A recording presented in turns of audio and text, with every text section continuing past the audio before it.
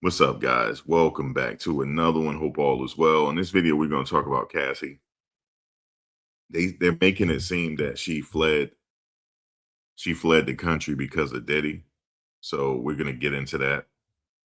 And it's not a rumor. She did leave the country, and I'm going to tell you how we know.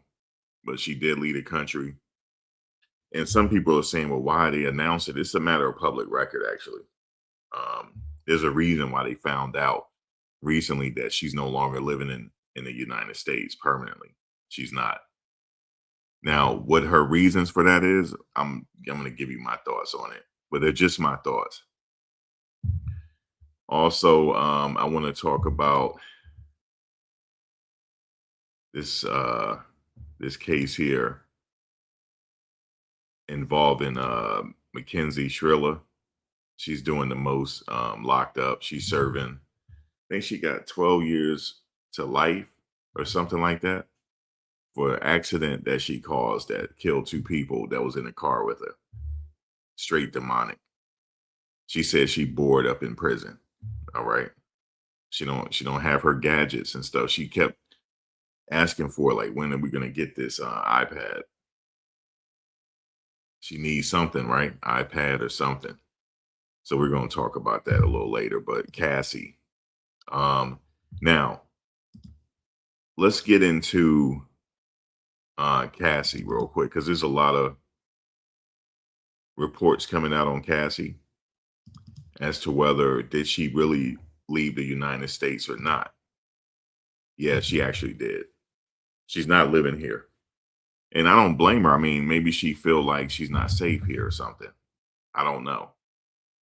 But yeah, in fact, she did leave the United States. Let's get into this. So we're going to hear also what TMZ had to say as well. But yes, the reports appear to come from court declaration from Cassie filed on May 1st, 2026. In a separate civil case involving Clayton Howard, a male escort who has sued Cassie and Diddy. What's being reported is Cassie stated in a court ruling, I reside outside of the United States. So yes, that confirms that Cassie, she said it herself via her lawyers. She reside outside of the United States. I do not intend to move back to the United States. TMZ says it obtained the declaration and paid $6 US weekly, and Parade and other outlets have since reported the same claim. She said she don't even intend to come back. The important detail, I have a few clues on where she is, but I'm not going to say it. Okay? I'm not going to say it. The important detail is that this is not just random social media talk. It is being Let me stop. Well, I'm going to tell you why I think I know where she is. I'll tell you in a second. It is being attributed to a legal filing, but her current country location has not been publicly disclosed. So nobody credible is saying exactly where she moved. It was only like I said, guys, it was only a declaration. She said she lived outside the United States, but she ain't gonna say where. And I'll tell you why in a second. The move is being connected by media outlets to everything Cassie has gone through since 2023 lawsuit against Diddy, her reported $20 million settlement. Her testimony in Diddy's federal trial and ongoing lawsuit involving Clayton Howard. I think they said she got around 30 million. However, after the lawyer fees, let me see, after the lawyer fees and taxes, Cassie probably got maybe 20 million. She probably got about 20 million. Even though they said she settled for 30, I believe. She probably cleared 20 million. All she got to do is put a portion of that in an interest bearing account. She can live overseas for the rest of her life, the rest of her kids' life. You know what I'm saying? And she do it right.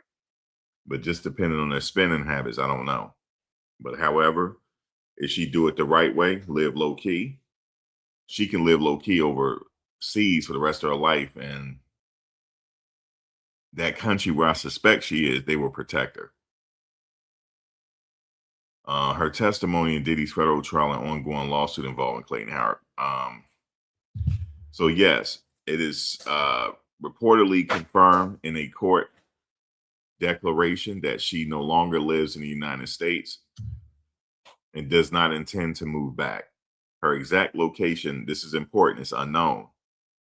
But the revelation comes after years of legal battles connected to Diddy, including her civil lawsuit settlement and testimony in the federal trial, which I attended, by the way, and I have some more stories to tell you about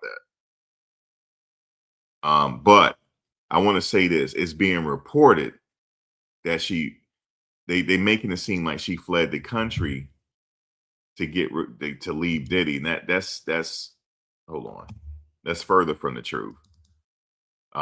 It's just a declaration saying that she no longer live in the United States, but to say some of the reports saying she fled, that's why I put it in my title. She fled the United States from Diddy. No, she decided to move. She didn't say why she moved. She didn't say that.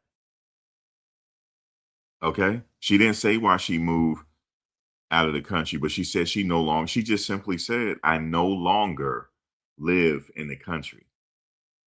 Okay. I no longer live in the country. You got to pay attention to the words. She didn't say I fled the United States to get away from Diddy. She just said I no longer live in the United States and I don't plan on coming back. Now, I could give you some speculation on that, but I can't say this as the truth. You see what I'm saying? I can't do that. I could say why she probably left. Like, first of all, this is what I think. Let me just, and Cassie's been in the industry, by way of Diddy for a very long time, and she knows Diddy better than us. Now, I can only speculate that she might be worried for her safety, but she didn't say it. But that could be a concern. She's a mother of three. Okay. She wants to make sure her family is protected. This one place I know she can go to where she gonna be protected. Okay. She gonna be put away, protected, and straight. Now the problem is if Diddy start traveling, he wind up ending up at the same spot. Because I could believe that could happen too, because he travels. He likes to go places and relax. And I'm not gonna say the particular spot, but I could like kind of hint at it. But I don't even know if I want to hint at it. But because I don't want to be the one to give it away. Okay. But she could be anywhere in the world. Like I said, it's still a guess for me. She could be anywhere in the world right now. She said she don't plan on coming back. That's why I put the globe in back because she could be anywhere on that globe. She could be in anywhere. Now, like I said, she know Diddy better than I do. Okay. I don't know what he capable of doing. Okay. I don't know. But if something was to happen to her, who you think they're gonna point at first? Him. So why would he do something? But and then again, she just, like I said, I'm only speculating this didn't come out of Cassie mouth. But she just left. Like, look, I'm not trying to stay here and he got people here and this and that. I'm gone. Go somewhere else. She got enough money. And if she go to the right spot, ain't nobody collecting no money from her. You get what I'm saying now? Because she, people trying to sue her and this and that. And listen, if she go to the right spot, ain't nobody gonna be able to serve her. Because you got to be able to serve her. Actually, she already got served probably with Clayton Howard. She ain't gonna pay nothing if she go to the right spot and put her money in the right spot. So then he ain't gonna be able to get nothing. Nothing. In my finesse 2 times voice. Nothing. He ain't gonna be able to get nothing. He could try Diddy. And then there's another guy coming out trying to sue her, talking about he was victimized by her, and he ain't gonna be able to get nothing. Because nobody know where she at. And where she park her money at, we don't know. But if she got the right type of lawyers, like, listen, Cass, we gonna sit up here and protect your money. Don't worry about it. Do this and this and that. Go here, here, there. They ain't nobody gonna be able to take her money. You understand what I'm saying to you? Okay, so this is a business situation, if you know what I'm talking about. So yeah, okay. So she ain't stupid. She don't strike me as somebody that's stupid. Like, you're not gonna sit up here. I'm gonna be sitting up here in the United States as a sitting duck. Oh no, nope. You in this world now, things are so critical. You have to be very, very guarded of your business. You got to be very, very guarded. There's people out here just looking to take advantage. They looking to scheme on you. They looking to you got some hackers out here. I'm going through a situation right now. Somebody hacked my insurance. It's crazy. Okay. People overseas, their ribs are touching. They trying to make money any way they can. They getting aggressive over there, guy. In India, they getting aggressive. And that ain't no cap. That happened to me. They are relentless over there right now trying to get some money. You know what I'm saying? And they mad at us on top of it. You know what I'm saying? I ain't got nothing to do with what Trump did. Y'all go take that up with him. You know what I'm saying? If he want to sit up there and talk to Iran and messing y'all up, your ribs touching over there, it ain't my fault. It ain't my fault. But listen, they scamming, man. They straight scamming and hacking. So if you ever get a customer service rep and you can't understand them, hang that phone up, yo. I'm just telling y'all, hang the phone up because they got the ability to hack you. Max thought and Diddy making the phrase once you go,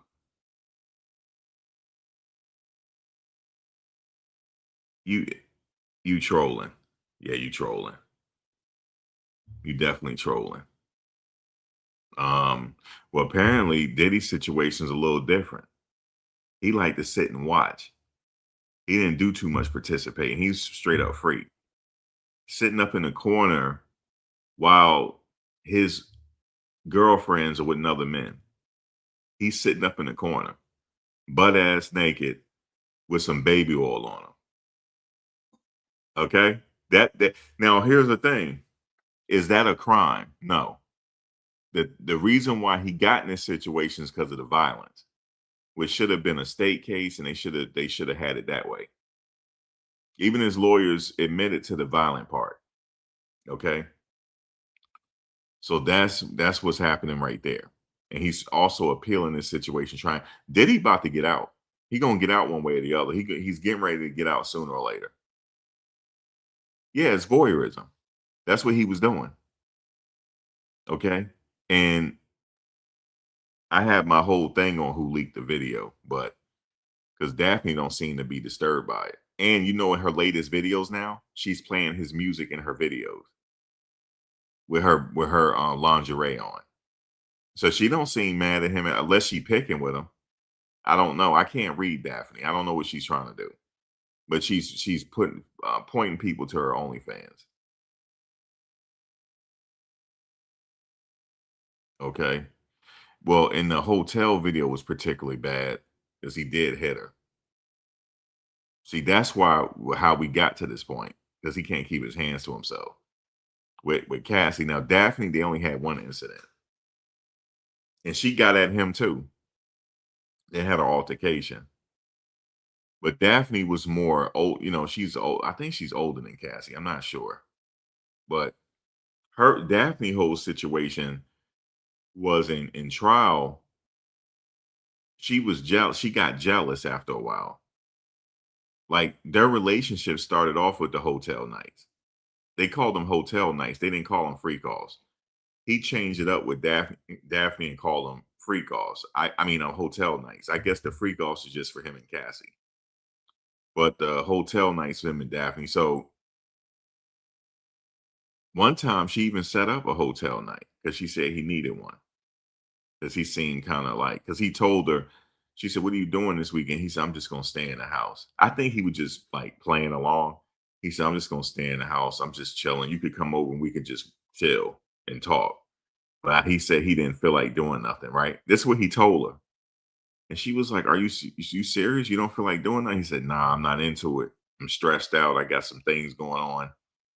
You could," but she said, "You welcome to come over though. We could just chill." She said, "Well, let me set up a hotel night." He said, "You serious? You want to set up a hotel night?" She said, "Yeah. Let me set up a hotel night. Let me see what I can do." He said, "Listen, you don't have to, but if you're gonna do it," he said, "You the boss." He said, "Whatever you want to do." He said, "You the boss." Look, he didn't turn it down. He did not turn it down. He said, "Look, you the boss on this one. We all following your lead." So he made her seem like, she the leader. So she set it up. I think she called Paul. Because in all if all fails, you can call Paul. Yeah, I know y'all like who is Paul? Paul was his trainer. And like if they running into a pinch and they can't find nobody, they can call Paul. He said Paul and her and him, they were the trifecta. He said she was Kobe. I'm not lying to you. They said this in court. She's Kobe Bryant. Diddy is Michael Jordan, and Paul is Shaq. I swear to you, they all in the Hall of Fame. See, Diddy was excited. So he told her, he said, "Look, you're the boss here. You set it up." Because she had it at her house. He like, "You set it up or whatever." And he said, "I'm following along with what you want to do." Even though that's what he wanted to do, but he was being slick about it. So she set the hotel night up, and she said Diddy was kind of dragging a little bit, but he said, "Thank you so much." He said, "I'm very happy now." That he said, "Thank you for doing this for me." Right? Diddy was addicted. You know how people addicted to corn, but he's addicted to corn, but he likes to see it live in action. That's what it is.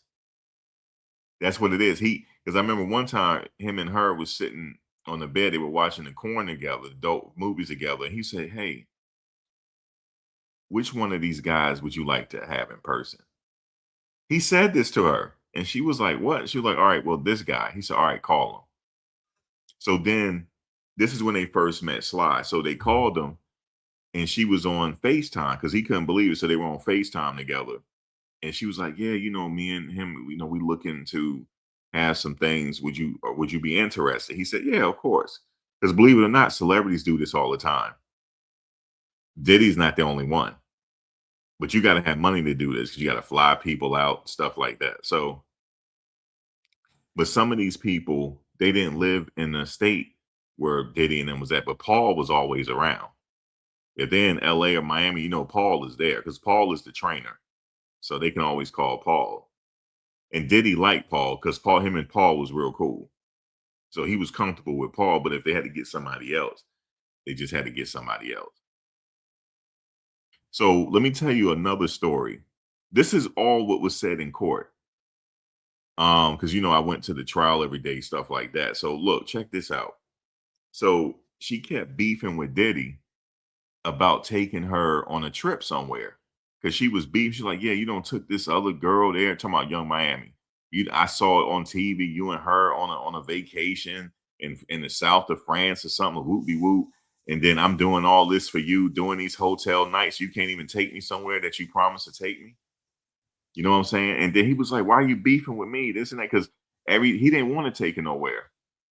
So she kept pressing the issue. And she said, you sat up there and bought her the same Tiffany bracelet you bought me. And he's like, what? And she said, I saw it. I saw her bracelet on TV. It's the same one that you said was only exclusive for me. You got her one. Right. So he constantly had to hear her mouth. Okay. Yeah, she'll do the hotel nights, but every now and then she'll remind him and he got to hear her mouth, right? So finally, check this out. Now, this ain't funny, but we were laughing in court. So what happened was he called her out of the blue. He said, listen, start shopping, pack your bags. We're going on that trip, I promise you.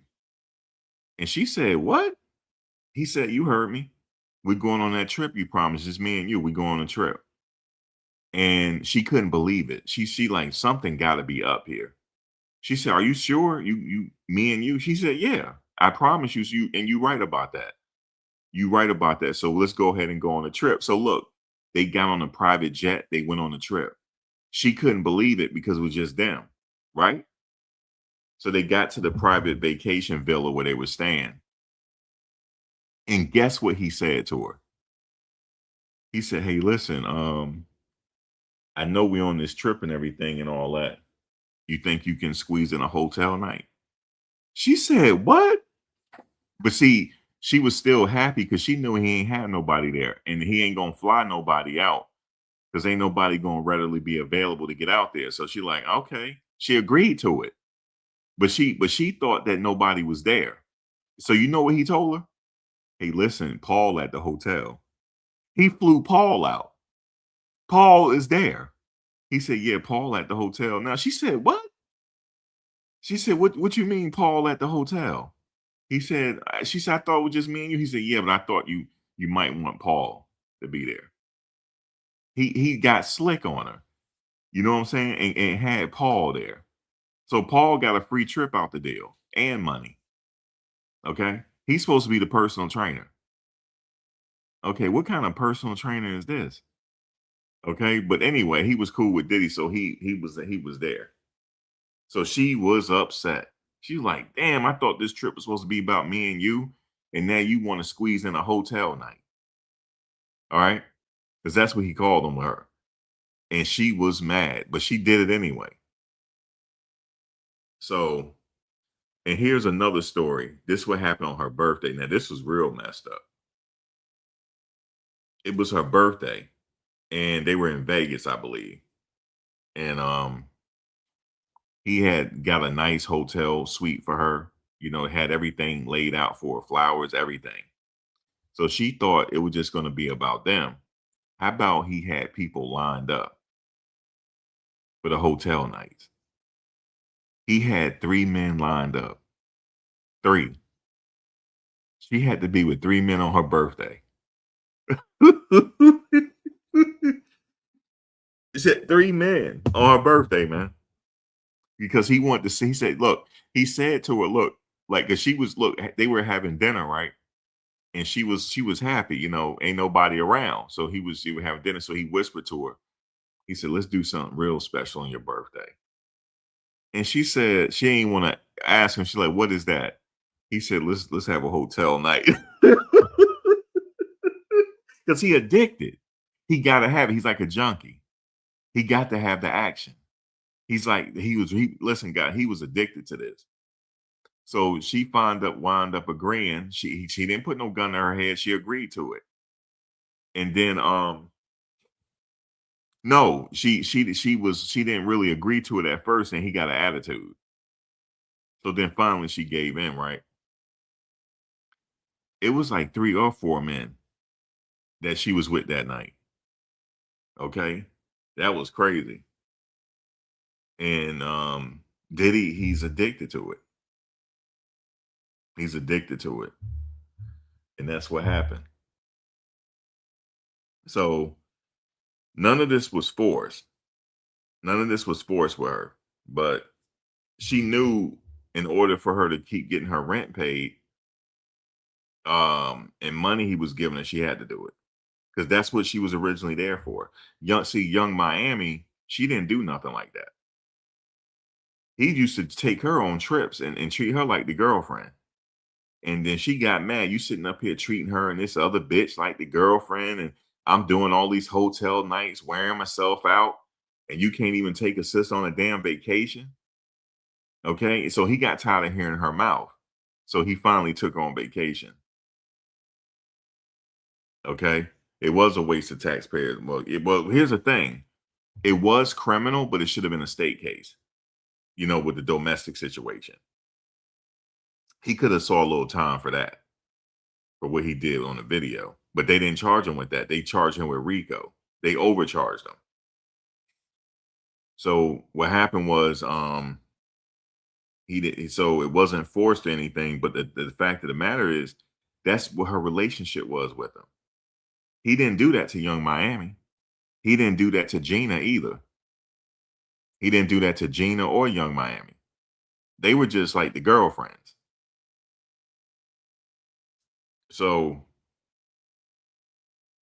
they were the girlfriends. But he treated what's her name, how he met her, like the hotel night. Because that's the relationship they had. She's there for the hotel night. He couldn't get no hotel nights with Young Miami or Gina. He go to her for the hotel nights because he said she's in the Hall of Fame with it. You hear me? And she said that on the witness stand. He told me I'm in the Hall of Fame. Okay, with these hotel nights. That's what he said. That's what she said. I'm in the Hall of Fame with. I'm Kobe. He Michael Jordan and Paul is Shaq. We the trifecta. Okay, the trifecta. See, he was happy for the whole. He see the thing is, there's nothing wrong with the hotel nights. It's just that with the legal case, we were brought into his bedroom. But a lot of people do that. It's called voyeurism or cuckolding. All right, that's what it's called. Some people get off like that. Some people, it don't matter what age you are. You don't have to have no money. Some people, they got a loving girlfriend or wife, right? They fantasize about another man having sex with their woman while they right there, so they can just watch. Some people are like that. It whatever floats your boat. I'm not trying to sit up here and judge. Whatever floats your boat. You said Young Miami was helping him make money by bringing in other audience to his brands. Yeah, they had a business situation too. They and actually him and Young Miami were actually really, really good friends. And let me tell you, he she treated him like a regular person. And he respected that because one time he was on live chat with her. This was like during the pandemic. And she was like, you really handsome. He didn't know how to take that. You know what I'm saying? Because she was sitting up there like she was kicking it to him. He didn't know how to take that. And he was like kind of brushing it off, but they actually became really, really good friends. You know what I'm saying? So that was like his hangout buddy. You know what I'm saying? That's his road dog. He could call her up, they could go on a trip or whatever and go chill and go talk business or whatever they got to do. Because that's what they used to do. So he knew he could talk to her because she's in the industry and she can understand him. And he was giving her OG advice on how to navigate in the industry. So he did that for her as well. You know what I'm saying? Showing her different tips and stuff so how she won't get used in the industry. So that was like his homegirl. It still is his homegirl. When he gets out, he'll probably be chilling with her. Because she didn't turn her back on him. And she said that. She said he helped me. She said he helped me when nobody else would. She said, I can't turn my back on my friend. She said, that's my homeboy. I can't turn my back on him. And she said she's not going to. She said she refused to turn her back on him. You know what I'm saying? Because he looked her out when she really needed it. So she said, I'm not turning my back on him. She said, that's my homeboy. You know what I'm saying? So she kept it solid. So I'm sure he gonna be cool with that. But where he went wrong was the violence with Cassie, which that could have easily, if somebody had turned him in, that could have turned into state case, but the jury didn't believe the Kid Cudi situation. I'm just letting y'all know because I was there for the verdict to be read and everything. Actually, no, I wasn't there for the verdict to be read. I was on my way there. I was late. But when I got there for the aftermath during the sentencing and everything, so I heard everything. So they didn't buy the Kid Cudi situation. They did. The jury didn't buy it. The jury didn't buy what the other women were testifying to. They didn't buy it. Okay. The jury, they didn't believe it. That's why they did not convict him on the RICO case. But they did buy the violence, though. You know what I'm saying? And the judge, the problem where see, this is the problem right now. Why he's appealing. He said the judge wasn't supposed to use the prior bad acts against him because he didn't get convicted on that stuff. But the judge said there's stipulations there, there's small writing that he can use the prior bad acts against him during sentencing. And that's what he did. That's why he got sentenced to the time he got sentenced to.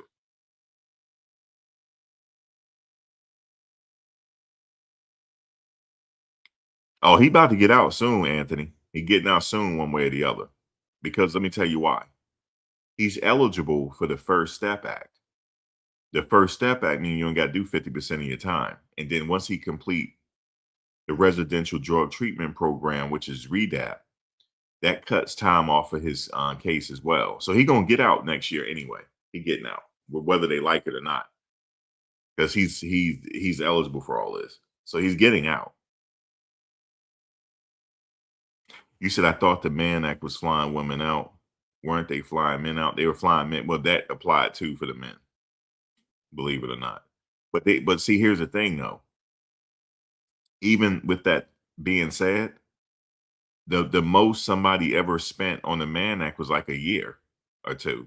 A year. They didn't, but they sentenced the Diddy to jail time, and also after he complete his jail sentence, he has to be on paperwork for like additional 5 years. That's excessive. That's what he's arguing. That is excessive. Okay, he's arguing that. So that's why he's in the appeals right now. Jack Johnson got sentenced to a little under a year because you remember he got if you look back in history, he was found guilty on counts of the Mann Act. Let me give you a little interesting thing about Jack Johnson I saw in a documentary. So Jack Johnson was in Europe, even though they were looking for him here in the United States to serve his time, he was in Europe. So he said he came back because his mother and stuff like that. His mother was sick, stuff like that. So when he went to turn himself in to the jail, to the prison, they would not put handcuffs on him. The warden said, "Let this man come in here with dignity. That's the champ." He said, "I'm not putting handcuffs on this man because he shouldn't be here." That's what the warden said. And guess what? When he went in his cell, they would not close the cell. They said, "Listen, we're gonna not lock it. You can walk in and around the place and chill." So basically, what he was doing was when he was in here chilling with the warden the whole time, just walking around chilling. And then finally he got out, and the warden said, "I apologize. It's not my reason. It's not up to me why you're here." And he understood that. He's like, "Look, I don't want you here." You know what I'm saying? Because I don't think you did nothing. This with the white warden too. He said that. He said, "I don't." He said, "I feel bad that you have to be here." He said, "I ain't putting handcuffs on this man." He said, "Let this man walk in here with dignity." He said, "I'm not putting handcuffs on this man." Even the wardens knew it was wrong. Yeah, or R. Kelly too, Jones. He got some action when Trump leave office. A lot of people think that Trump will let him go once he leave office, but it is on his table, and he never talked bad about him. The only reason why Diddy didn't get a pardon because he talked down on Trump because they used to be cool with each other. All right, so Trump feels slighted by him because he said, "We used to be friendly, and then what happened?" Yeah, what happened, Trump, is you became president. See, the thing is, what happened with him? Trump became president. See, the thing is, Trump got 3 lives, maybe 4. The first life is, he's starting his real estate empire from the investment from his father, right? So he built his real estate portfolio. His second life is when he got into boxing and the casino business, right? That was his second life. The third one was The Apprentice. He became like the celebrity. The fourth life is now he's the president.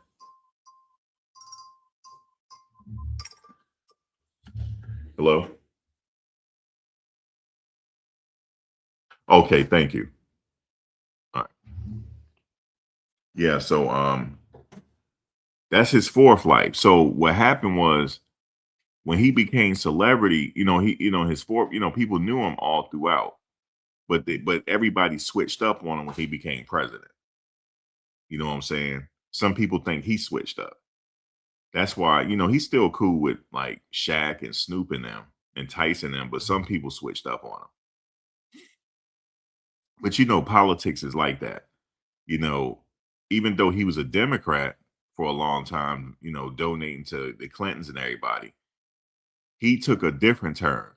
He started using the MAGA situation and started using people hate against him. That's how he got in office. He used people hate against him. Only thing he used them MAGA people for is for their votes. That's it. They starting to figure it out. Now they're mad. But that's for another story. But anyway, Cassie don't fled. And let's hear what TMZ is saying with this updated information they claim they have. Let's listen to this. They claim that they have some kind of breaking news or something. Just when you thought freak-offs and Diddy were terms of the past, things we weren't going to be talking about for a while, well, freak-offs are back with a vengeance, because one of the guys involved in those freak-offs is now suing Cassie, of all people, saying that she victimized him. So this guy's name is Edmond Laurent, and he is a male model. He says that he had sex with Cassie and with Diddy multiple times, but says that Cassie actually drugged him, and he's now suing her. He's also suing Diddy, but Cassie has responded to this and thinks that really this is nothing but a cash grab that is motivated purely by the amount of money she got in the settlement with Diddy. So Edmund sues Cassie and Diddy, and in his lawsuit, he's saying that Cassie very much was involved in recruiting him, and that she, at their first encounter, actually offered him cocaine, ecstasy, GHB, and he turned it down. He says he also turned down Diddy when he offered him alcohol. Yet he says as their encounter was going on, that Cassie and Diddy really felt like they wanted Edmund to be on their level. So Diddy insisted that he have a shot of alcohol. He has the booze, and then, as we've heard in a lot of the lawsuits against Diddy, he says he felt woozy and lightheaded, and it is his belief that the shot that Diddy gave him was actually laced with something, perhaps a Rohypnol, roofie, or ketamine, and he says he was lightheaded and then he was incapacitated for the rest of that encounter. That being said, Mr. Laurent says there was a second time where he felt that he was incapacitated because they spiked something that they gave him. He says he shows up this time and rejected booze. They offered him alcohol. He said didn't want it. And then instead, Diddy insisted that he put a lot of baby oil on. And so he says he slathers the baby oil all over himself. And then same thing, he ends up incapacitated. This time he believes that the baby oil, and in the lawsuit, he says that Cassie and Diddy helped apply this baby oil, gave it to him. And he believes that they laced the baby oil with GHB, and that's how it got into his system and incapacitated him. That's his claim. Cassie says this is ridiculous. So let me stop right there real quick. So if that's the case, then wouldn't Cassie and Diddy be incapacitated as well? Because they were applying the baby oil to him. So it would have gotten their bloodstream as well. The biggest organ on your body is your skin. So that's why you have to be careful what you put on your skin and things like that, because the biggest organ on your body, and things can get in your bloodstream that way. So the thing is, that doesn't make sense. You know why? Because if that's the case, then Cassie and Diddy should have been also incapacitated from the applying the alleged lace baby oil to her. So don't make sense. Her response, which she just filed, we got these documents, and she filed this response to Edmund's lawsuit and said when she initially filed her lawsuit against Diddy, Edmund was all about supporting her. And in fact, remember, she files the lawsuit and then it settles a day later. But for that day, we were all. Oh, and let me also say this. In the trial, none of that came out. None of that came out in the trial, because I know people were talking about this before the trial. People telling their stories. Hey, I think the baby oil is laced. That did not come out in trial. That the baby oil was laced. It was just regular baby oil that you could buy at CVS. That regular bottle of baby oil. That's what he was using. In fact, he told one of the entertainers, "Hey, on your way, can you pick up some baby oil? We need more." And he went and picked some up. Okay, because that was his oil of choice. You would think all the money he have, he could get some essential oils, something fancy. Nope, straight up baby oils, and he liked them cheap. He liked them cheap candles too. Them candles that they be having at memorial sites. Them he used those. Nothing fancy. Okay, he did like them red lights. He liked those. But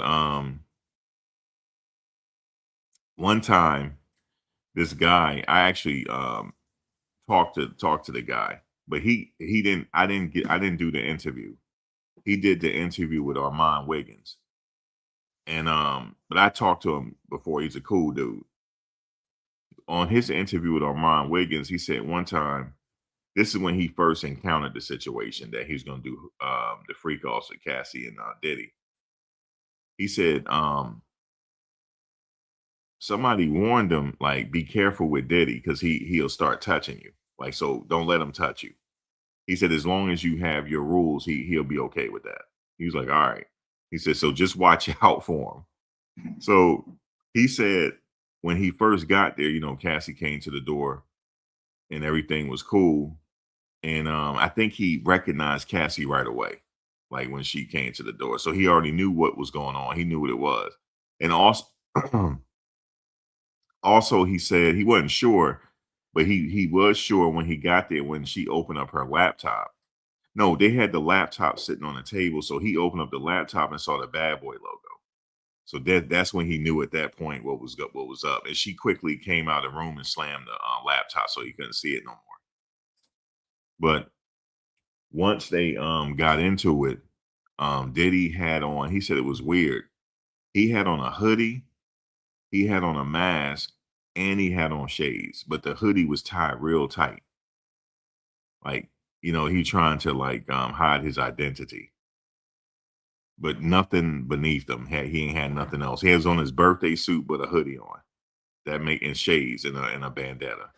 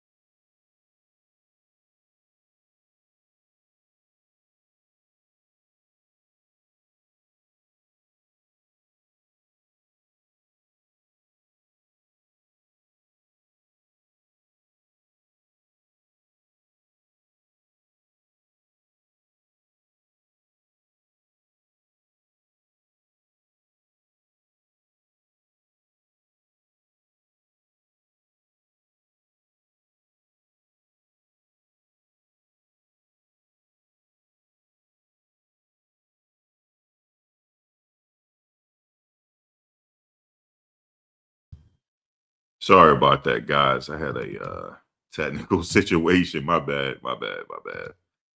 I'm back. Which I knew I was getting ready to have. So I'm hold on. All right, my audio is good. Okay, cool. So that's the story with Diddy. Yeah, it's my audio.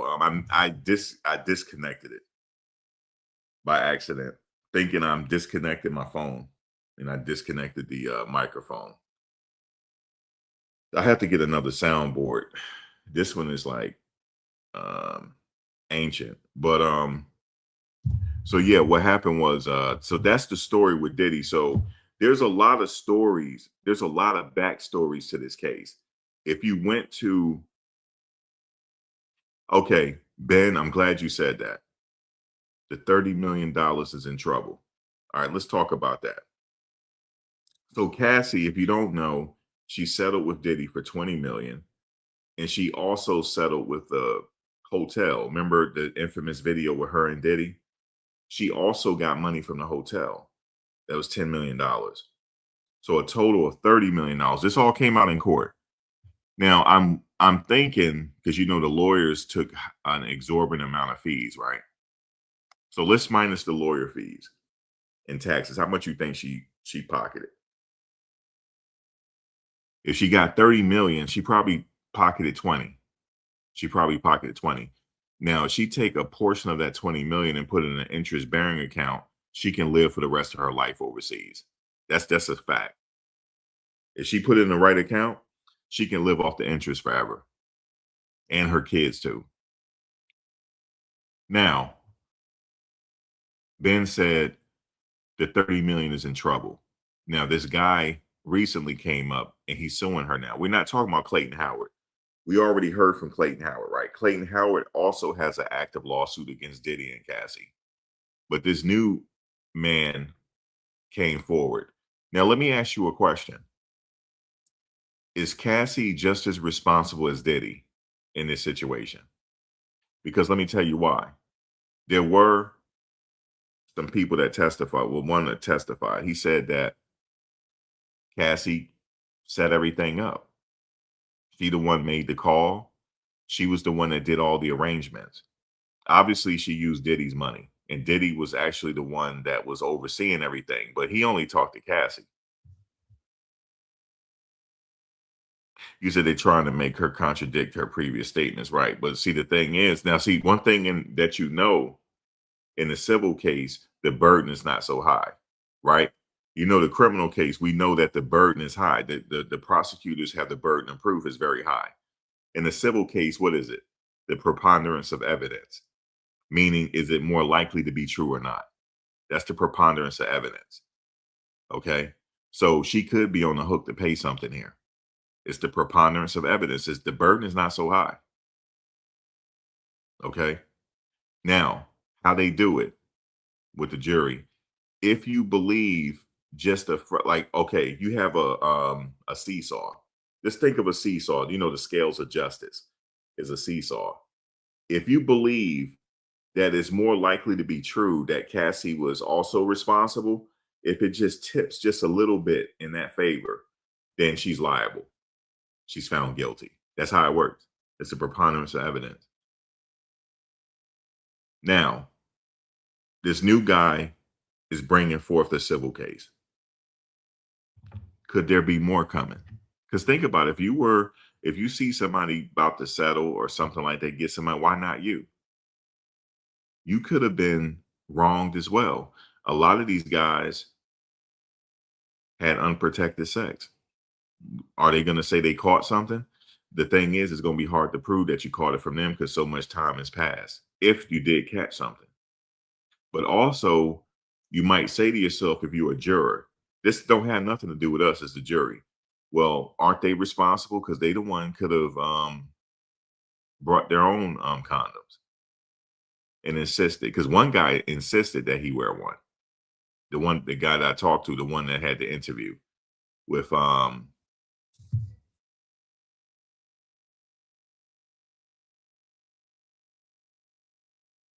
he had the interview with Armand Wiggins. Okay, he said he Oh, let me tell you the story on that because this, so what happened was this guy. This is in California. Yeah, she's out of the country, William, and that came from the court documents. Not, she made a declaration saying that she didn't say where she was though. But she said, and she didn't say she fled because of Diddy. She just said that she out of the country. But I put that in the title is because that's what people making it seem like. She didn't say why she left the country. She just said she left the country. She ain't coming back. She don't have no plans on coming back or living back in the United States. All right. So the guy that told the story, the guy living in California that was with them, he demanded that they wear condoms. And what happened was he said that Diddy made it a whole big situation. Okay. He made it a whole big production that was going on. Okay. He made it a whole big production. And so she said, yeah, he wants to wear one. And Diddy got upset about it. So finally, Diddy went out of the room and came back and threw the condoms at him. He threw them. Okay, because that he said that pissed him off that he had to wear them. So that happened. So he said also what happened was he said, so he said, Diddy looked at her, said, this what you want? This what you want, this big black, whatever, this what you want? Like it's like he role playing at this point. So then they started. And he said Diddy left the room. He said this was some strange shit. He said he left the room. He said he thought it was just him and Cassie. Then all of a sudden, he said out of nowhere, Diddy was in back of him. So he had a different exit. It was a big room, but he had another exit where he could come in and be behind them. And the guy didn't know that. He said it scared the shit out of him. He said it not really scared him, but it shocked him. He said Diddy left the room, so he thought him and Cassie had, to themselves. Next thing you know, Diddy is right back at him, and he slapped the guy from behind. Like, yeah, that's it. Yeah, then he told him, nah, man, don't touch him, like that. He said, oh, okay, my bad. He said, my bad. You know what I'm saying? He said, dude, getting excited about it. You know what I'm saying? So he said Diddy mainly, he said, next thing you know, he left the room again. And then he said he just happened to look to his left and Diddy in the corner at this point, just looking crazy in the corner. You know what I'm saying? So that's just what his thing was. But he was respectful. The guy said, these are my boundaries and stuff like that. And Diddy understood. And he said that Diddy gave him so much money, he purchased a house. He gave him so much money. He was giving these guys some money, man. 7,000 at a time, 10,000 at a time. Sometimes if he enjoyed himself, he would hit you. He would hit you with 15,000. If he thought it was superb, if he thought the action was superb, he'll tip you. You see what I'm saying? And I was sitting there in court. I was saying and sitting in court. You know what I thought? Shit, man, that's a good hustle. You could be with Cassie, and all he gonna do is watch, and you gonna get paid for. I'm like, damn, that shit. I wouldn't have told nobody nothing. But the only problem is I wouldn't want to do the drugs. Because in order to have the marathon session, you got to be on something to have a marathon session. He wanted you to have a marathon session. And he said that after they finished, he said he'd just be sitting out there for hours while him and Cassie was in the room, maybe sleeping or whatever they were doing. And then all of a sudden he said, yo, you ready again? You ready? Let's do this again. He's like, yeah. So it wasn't nonstop. They'll be resting for like hours at a time. But he had to stay there, you know what I'm saying? It could last 3 days. This thing could last 3 days. But at the end, if he'll hit you off about 10, 15. You see what I'm saying? But the only problem is 2 days later, he might hit you back. Like, yo, can you come back? So that's just a lot. That's a lot. But for somebody that's thinking like me that want to stack your money real quick, shit, you do it for a couple of months, stack your money. It ain't, well, I ain't hurt nobody. Ain't nobody got to know because I ain't telling nobody, period. I won't tell nobody. Okay. Because nobody will believe me anyway. Nobody gonna believe, hey, yo, I was with Cassie. Y'all wouldn't believe that. Max, shut up. You weren't with Cassie. I'm like, yes, I was. Y'all ain't gonna believe. You're like, yo, show me. And I can't show y'all because I'm not gonna out her. But y'all won't believe me. So there ain't no reason to tell. But this stuff happens all the time. I was approached one time. Yeah, I know what y'all saying. What? Yeah, I was approached one time. Okay. I was approached one time, man. This was in Richmond, Virginia. I ain't gonna say which hotel it was, but it's a very famous hotel that's been in movies. Very famous hotel. And what happens is you can go to the bar. Like back then, on Friday nights, you can go to the bar. You know, it was like a well kept secret. You go to the bar, they had music and stuff. You could just like a nice chill spot after work. How I found out about it, one of my coworkers, like, yo, I got this little chill spot. You know what I'm saying? You like older women? I said, yeah. He said, these people got money too. And I didn't know what he was getting on, but he said, yo, let's go to this chill spot. You know what I'm saying? So I went there with him after work. I never forget it. It was just like a lounge, right? This old school style. So next thing you know, I'm at the bar. The bartender, just like out of the fucking movies, this bartender said, what are you drinking? I said, I got a because I had a Corona. I said, I'm just drinking this Corona I was sipping on. He said, you want a shot? She's buying it. And I was like, who? He pointed. And she like kind of, tipped her head or whatnot. So I'm like, all right, yeah, I'll take a shot. I never forget it. I had a double shot of it's not Hennessy. What is that? They come in the blue pouch. Um,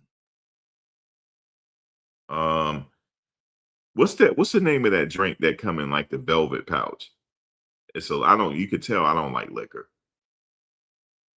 It comes in like you can buy it in the store and it comes in like a velvet looking pouch. It's cognac.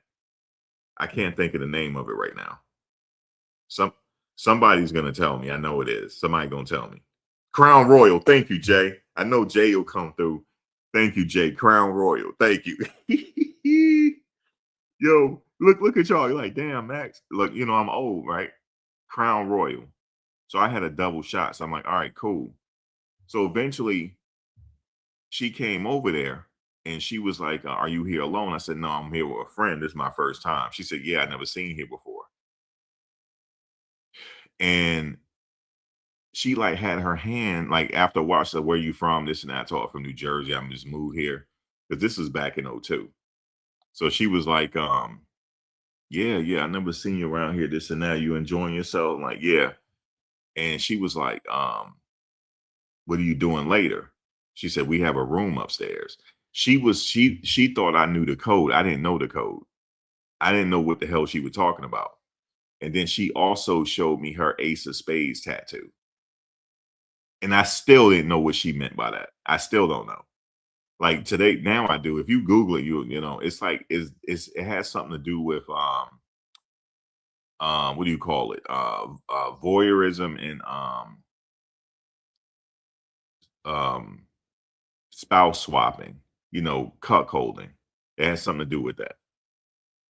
Because they're into like what do you call that? How spouse swapping. You know what I'm saying? They're into the group play and stuff like that. They have a whole thing. She told me they have a whole club in Richmond about it. So then she said, listen, if you ain't doing nothing later, I would like to invite you up to the room, and just to let you know, my husband is not going to touch, but he want to watch. Swinging. She said, my husband just want to watch. I was like, yo, and I've never been approached like that ever. And let me tell you something. It was a little deeper that with them. They just wanted a brother. And you ain't had to be the biggest and baddest brother either. Just the fact that you a brother. And they can add the race element into it and start role playing and shit. Like we back in the day. And I'm telling you, like we back in the day. That's what they wanted to do. And she said, you don't mind a little role playing and stuff like that. She said, I'll pay you. You know what I'm saying? She said, she told me within reason. She said, I have a couple thousand. But she said, within reason, because we have a budget, So I was like, what the fuck? So she gave me her number, but I never went up there. Now, I didn't leave with my coworkers, my boy. We wound up being friends. I didn't leave with him. So I don't know where the hell he went. I think he might have went with them or something. So yeah, man, it happens. It happens a lot. It happens a lot. And they also have swinger clubs within the city of Richmond. And they used to have one on Cary Street. They used to have one on Cary Street in near Carytown. Like you going, when Cary Street turned into a regular street, like you going towards River Road. They had like a little building over there, and they used to have music coming out of there, and the windows were tinted. That was one of the clubs, and you can't even tell. It's only members only. Somebody have to invite you. Yep, that's what she was telling me. That's what she was telling me. But them little bars, those are like pickup spots. I just didn't know it. And I guess he was trying to introduce me to the light, because he said, yo, what wound up happening with you? I was like, yo, I left. I didn't see you no more, and I left. He said, oh, yeah, I met somebody and went back up to her room. And let me tell you what else they do, these rich people. They don't have the shit at their house because they got kids and stuff at the house, stuff like that. They rent hotels out, and they do their dirt in the hotels. That's what they use the hotels for. So that's how I learned about that whole lifestyle. Now, what Diddy did ain't nothing new. That's why I know these people looking like, damn, what the fuck did Diddy do? Because we do the same thing. But the only problem is Diddy pissed somebody off behind the scenes, probably. And you know what I think what happened? That Spirit situation when he sued the liquor company, claiming racism. And when he did that, they lost their company valuation went down by a certain percentage. You can look this up. It went down. So think about this.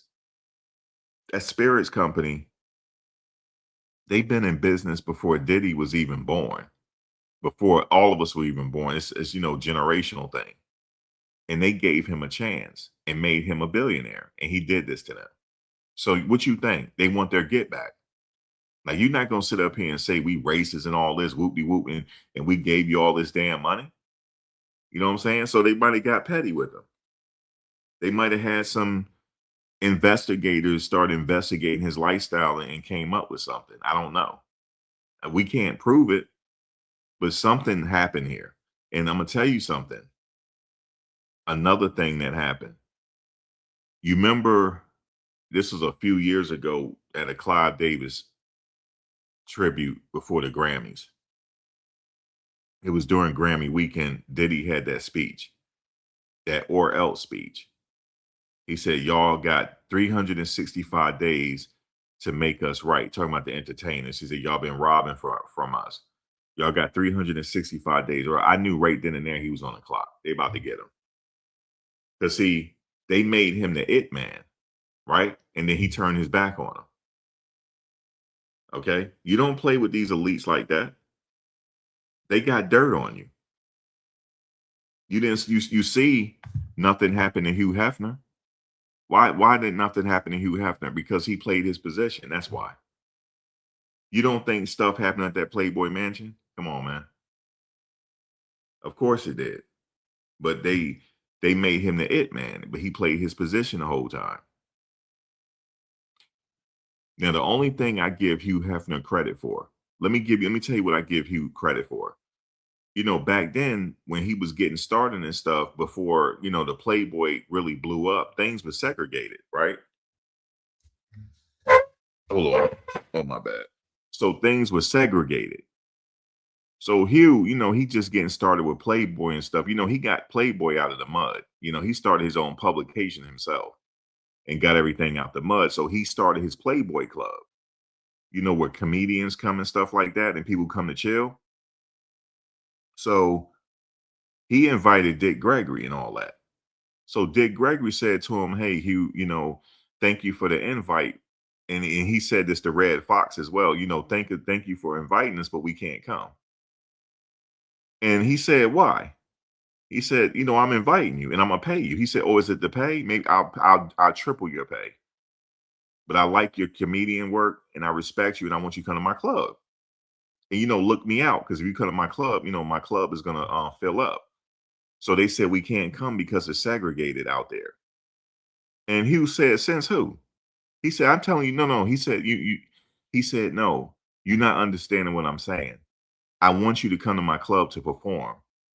I didn't say it was segregated. He said, no, it's segregated. Hugh said, listen, this ain't no white only club. You could come here whenever you want. He said, matter of fact, after you finish performing, you staying with me. You chilling with me. Okay. He said, if people don't want to freak up my club, fuck them. Said it just like that. They don't want to come to my club, fuck them. Okay. But I like you. You know what I'm saying? You got me down with Red Fox and all that, and got me down with other people. You know, because I guess Hugh was like, yeah, he did get an investigation, but he did, you know, something happened, he fought it. But he said, listen, I'm inviting you because I want you to perform at my club. This ain't got nothing to do with race. But he said, yo, things are still segregated. Hugh said, fuck that. No, I don't care. But his club sold out anyway. So he had one of those clubs that was not segregated. So I give Hugh Hefner credit for that, for being a human being. Hugh had some shit with him now. Don't get me wrong. He wasn't perfect. But at the same time, he treated us like a human being. And I respect him for that. You know what I'm saying? I respect Hugh for that right there. And I respect, you know who else I respect? Yeah, he gave him a room with his name on the door. He said invited Magic and Wilt too. But see, this is before Magic. This is when Wilt was popping. It was segregated. Yeah, he was cool with Wilt too. He was. You know what I'm saying? He was cool with Wilt. But see, the thing is, people's like, yo, we can't come in your club, Hugh. He said, because it's segregated down there. He said, I ain't say it was segregated. They said, no, it's segregated. And he said, I did not say it was segregated. This is my club. I do what I want. And if people don't want to come here, fuck them. He was on that type of time. Now, did he have some shit with him? Of course he did, but he still treated us like a human being. So I respect that. Now, another person I had some respect for is Frank Sinatra and the Rat Pack. So let me tell you what Frank Sinatra did. So I just heard this recently from Muhammad Ali's wife, ex-wife. His second wife. She said, you know, he was out and stuff, and it was this hotel, this like lounge hotel slash casino that Frank was supposed to be singing at. He invited Muhammad Ali and everybody. But the problem was the place was segregated, right? The place was segregated. So Frank Sinatra told the owners, like, listen, not only is he with me, you're going to get him a room here. Okay. And he's going to be treated like something here. If not, I'm going to tell everybody not to fuck with you. He did that. And they said, okay, Mr. Sinatra, or Mr. Ali, come on in. Right. That's how they did it. Just off his word. Yo, that's why I fuck with him. I mean, he's from Hoboken and all that. He a Jersey kid. So he grew up, it was a mixed area when he grew up anyway. But another person, the Rat Pack, did that for Sammy Davis Jr. because the mafia was clowning Sammy Davis Jr. in Vegas at an event, and they threw water on him. So one of the Rat Pack members stood up. I forget his name. It was Tony something. He got up and said, listen, we never coming back here if you know, and made him apologize. He made him apologize for all them people in there. He made that mafia dude apologize. He said, if you don't apologize, we never coming back here. And we're never going to be good in Vegas again if you don't apologize to this man. It was Tony Bennett. Thank you. He said, if you don't apologize, he said, not only that, you're going to apologize to this man in front of everybody. He talked down to the dude. He said, this is not just my friend. This is my brother. This is family to me. So he said, you sit up here and and he said Sammy had tears in his eyes because he didn't believe Tony was doing this, because Tony was putting his life on the line, but he didn't give a fuck. That's why I like the Rat Pack. They really gave. They were like the real Ocean. They were living like Ocean's 11. You know, the movie Ocean's 11 was kind of a knockoff from the Rat Pack on how they really used to live, even though they ain't robbed nobody, but they used to live, you know, the opulent lifestyle. And it was like an exclusive club with just them. And they were like the it people wherever they went. So shout out to the Rat Pack. But so that's Hugh, you know, even though I know what people are gonna say, well, Max, Hugh was doing the same thing that Diddy was doing with the Diddy parties. Yes, he was. Okay. He was. Okay. Had people sharing women, had freak offs and what they call them back then were orgies. But now people call them freak off. But anyway, Hugh did all that. But see, the thing is, Hugh still had to play his position. But then, like you said, um, Hugh finally he was under investigation or whatever, but he died though. You know what I'm saying? So that's what happened. Yeah, he did drop the lawsuit and they settled out. But but that wasn't the reason though. Their company still got devalued by a certain percentage because of that. And I believe they held a grudge against. That's just my thing.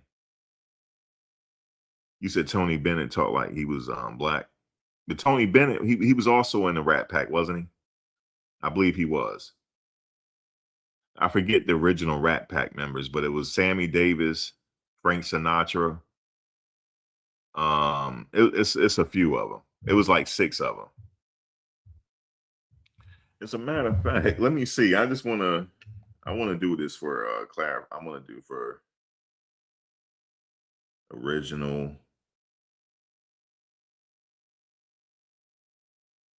Rat Pack members. Because they were the men wherever they went. Wherever they went, it was all about them. So the original core members, oh damn. I didn't know this. It's a lot of them, dog. Okay, Frank Sinatra, Dean Martin, Sammy Davis Jr., Peter Lawford, and Joey Bishop. It was Dean Martin. It was Dean Martin that stuck up for Sammy Davis. It was Dean Martin that did it. And Frank Sinatra did it for Muhammad Ali. And Peter Lawford and Joey Bishop, they all did the same thing. But the original core members that was also down was Humphrey Bogart. He was the original leader. Humphrey Bogart, Lauren Bacall, she was in it. Frank Sinatra, Judy Garland, Sid Luft. That was Judy Garland's husband, by the way. David Niven, Swifty Lazar, he was an agent. Nathaniel Benchley, he was a writer. Katharine Hepburn was in it. Spencer Tracy, Cary Grant, Rex Harrison, and Jimmy Van Heusen. A lot of people thought Dean, what's his name? James Dean was in it. He wasn't. He was in another group. And then the younger people came along. Frank Sinatra, Dean Martin, Sammy Davis, Peter Lawford, and Joey Bishop. They upheld the tradition. It might have been Jerry Lewis as well. They upheld the tradition, but the original OGs of the Rat Pack was Humphrey Bogart and Lauren Bacall. They started it, but Frank Sinatra and them, they were younger. They upheld the traditions of the Rat Pack.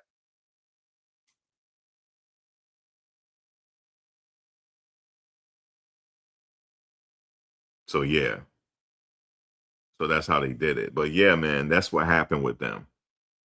Sammy Davis was in it. So all the other clubs fell in line. Wherever they go, it automatically gets desegregated. Automatically. Because he's coming. So they thought everybody had fell in the line, but these mafia dudes tried to embarrass them. And, you know, back then they were the Hollywood it men. They were it.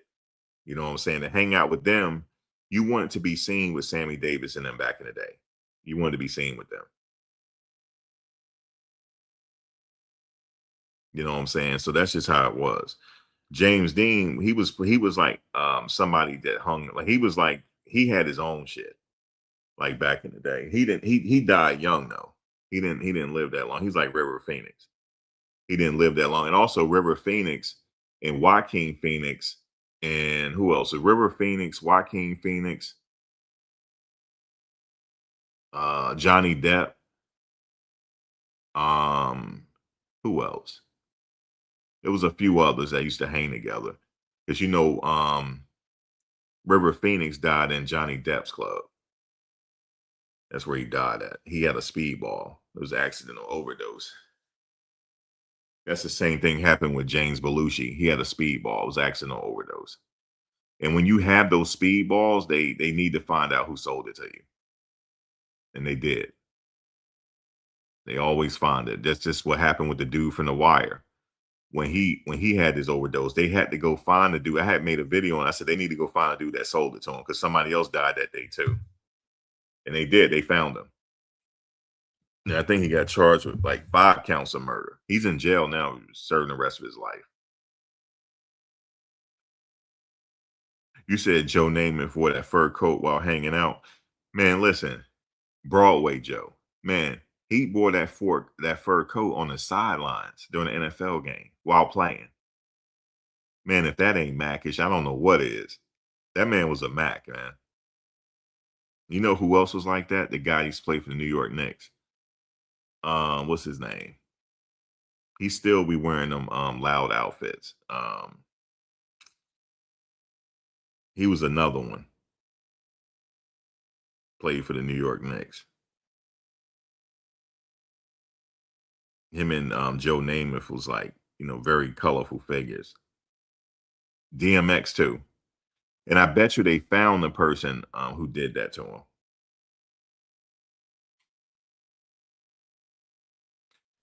Yeah, Bill Cosby used to hang too, believe it or not, back in the day. But he wasn't original a Rat Pack member though. But I bet you he did hang with them though, for sure.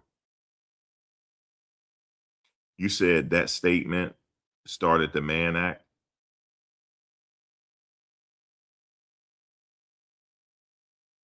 Which statement?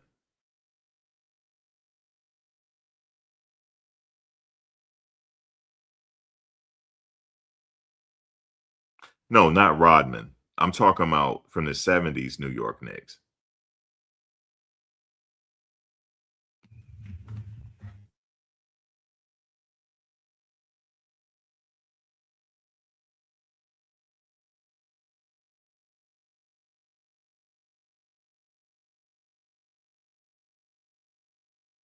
You know what I'm saying? This is back. I'm talking about Clyde Frazier, Walt Frazier. That's what I'm talking about. You know how back in the day, Walt Frazier used to wear the mink coats and stuff like that to the games. Yeah, I'm talking about Walt Frazier. He still be dressing like that to this day. But yeah, so that was the 70s situation. But I was saying we were talking about the Rat Pack members. Oh yeah, and boxers too. Boxers traditionally they were very flamboyant people. You know where they got that from, right? It all started with Jack Johnson. Jack Johnson was before his time, yo. Jack Johnson was like a renaissance man. Jack Johnson was well read. He was self-educated. He read a lot of books. That's why the women loved him because he spoke very, very eloquently. Okay. Like here he is, a brute of a guy, he's a pugilist, right? But yet he was soft spoken and he sounded like he was from Harvard. The women loved him. They loved him. Okay. I'd read his whole autobiography. I even read old books on him. But yeah, the Jack Johnson, but they got him for the Mann Act. But yeah, he used to wear the hats, the fur coats, and drive the fast cars. In fact, I honestly think they killed Jack Johnson. I can't prove it because he had an accident, and it was a malfunction in his car. It's not that he was driving fast; his car had a malfunction. He used to drive them racy cars back then, them 2-door joints. But Jack Johnson was like that, and all these boxers are like that. If you notice, they all wear the suits and they have to be extra flamboyant. That's how the boxers are, and he was like that back in the day. Boxing is a poor man's sport. So, a lot of them came up from the mud and then they got all this money. A lot of them died broke though, except for like, people like Gene Tunney. aka the Fighting Marine. Jack Dempsey. He didn't die broke. He died very rich. Mike Tyson got his money back after retirement. He's doing very well now. Now Floyd is having some problems. That's not unheard of for Floyd to have problems. You know, if you look at the boxers in the past. So that's just the way it is. Let me just see a little bit more what they're saying here about Cassie, because they're trying to make it seem like she fled the United States. She didn't say that. She just said she left. And she's not coming back. She don't have no plans on living here again. That's what she said. But people, you can draw your own conclusion. Maybe she leaving, she's like for safety. But let me hear else what they saying here. All looking at all these details, and it was the first time we'd seen written out there all the claims, all the allegations of horrific things that Diddy did to Cassie. Well, she says she got a text message from him that said, the text message read, "Hi, hope you're okay. I'm sorry. I didn't know he was doing that to you. I will definitely be a witness for you, Edmund L." So she says that text message made it clear to her that, that Edmund was volunteering to testify. He had been there with her, had seen things that he was willing to testify in court about upon reading her lawsuit. Then the lawsuit settles. And sometime after it settles, we didn't know immediately when Diddy and Cassie reached the settlement how much she was getting. But it later comes out that the reported amount was about $20 million. And she believes that's when this flipped. And in her response to his lawsuit, she says it's pretty clear that Edmund is only going after her, only suing her because he knows how much money she got from Diddy. And basically, he wants a cut of that. She says that he had never said anything about her victimizing him, anything that she had done to him. And in fact, she points out that in the lawsuit, Edmund himself describes Cassie as being incapacitated when they were having these freak offs. So if she's incapacitated, how is she in turn making him the victim? It's her point is, I'm a victim of Diddy. Maybe he's a victim of Diddy also, but that's not my fault. Don't blame me. So Edmund is going forward with a lawsuit against Cassie and Diddy. Now, Diddy's response to the lawsuit is more about statute of limitations having passed, and that Edmund is very vague about the time frame of when these freak-offs happened.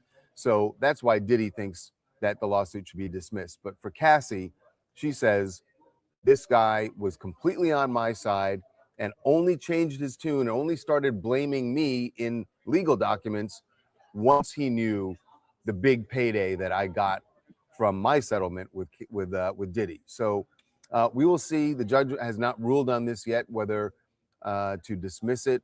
But Edmund is going forward and says, don't believe Cassie when she says she's a victim. In his eyes, he's the victim and she did it to him. There's an interesting turning of the tables for a Diddy freak off. And we will see what the courts have to say about it. All right, so that's the situation with Cassie.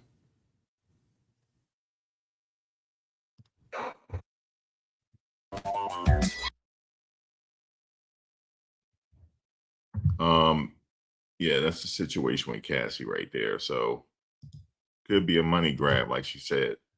Is it really her fault? I don't know. But Diddy is contending the statute of limitations. He said the statute of limitations ran out.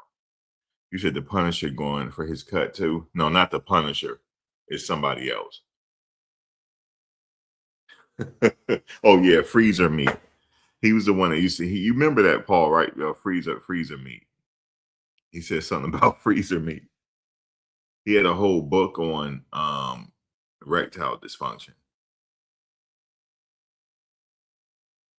D Rock said, in my opinion, Cassie is running. What's up, D Rock? Yeah, some people could be thinking that. And I can't argue with you if you think that. You know what I'm saying? she's out of the country. And look, she didn't say where she was. Okay, where she's residing now. She didn't say. She just said, I'm out of the country and I don't know if I'm coming back. I don't have no plans of coming back. I have some thoughts on where I think she is.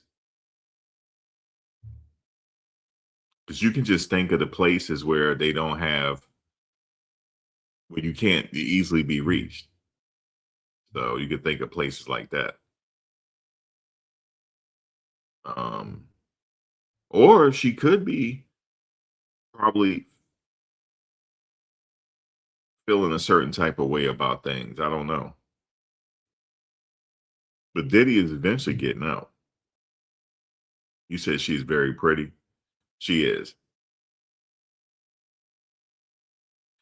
You said Southern Bree said she's guilty of some shit too. Yeah. She was down with it. You think so, Bunyan? You said you think she's there? That could be the case. She could be there too.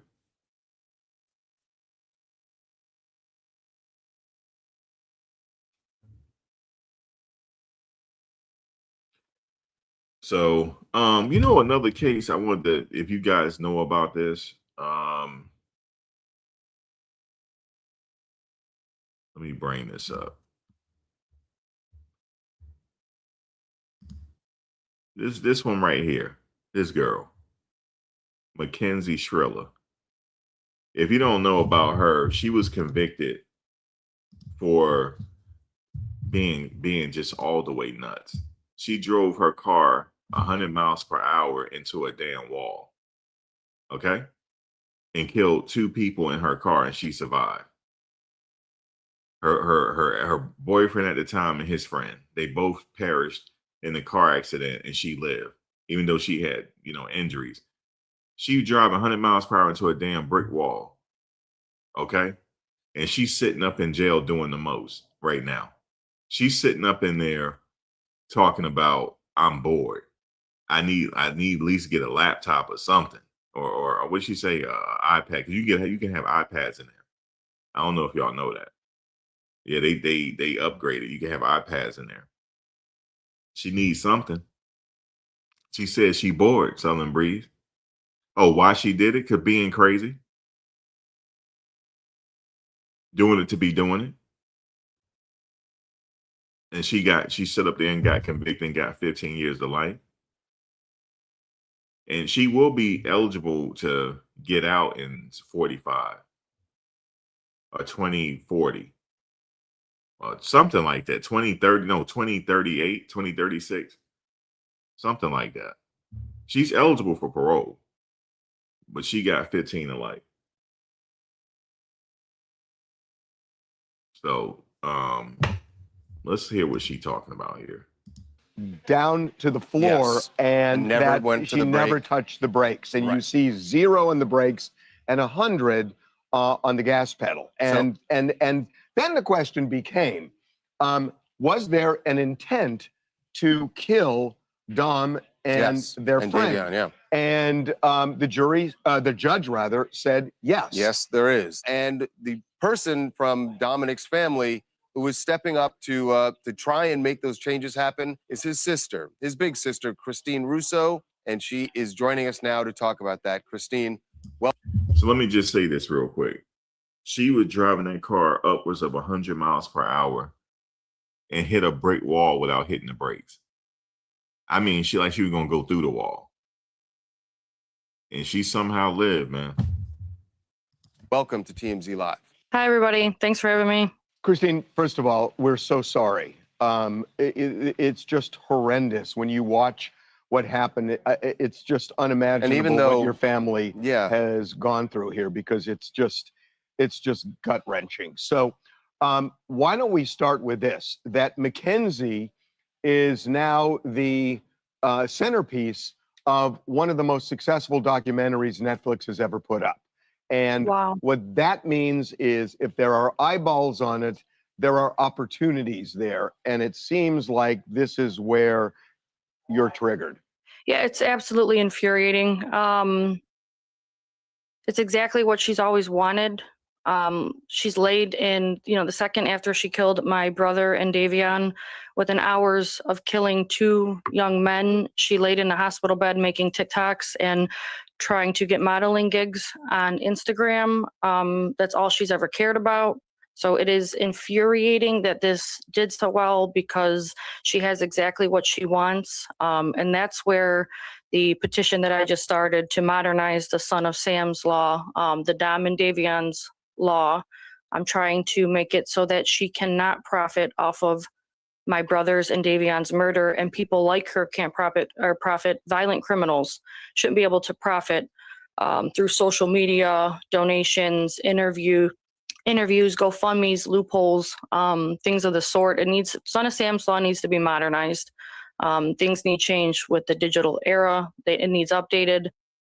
I know what exactly she's saying. Like, she shouldn't profit off anything. That's why she wants her iPad, so she can get back on social media. All gas, no brakes, into a brick wall.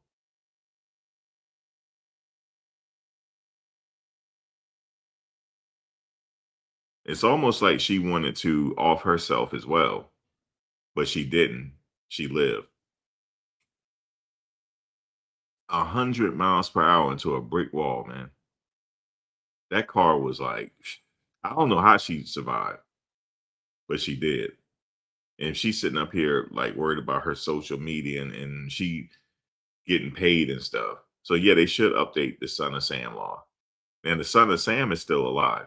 His name is David Berkowitz, better known as, he's a serial killer, better known as the Son of Sam.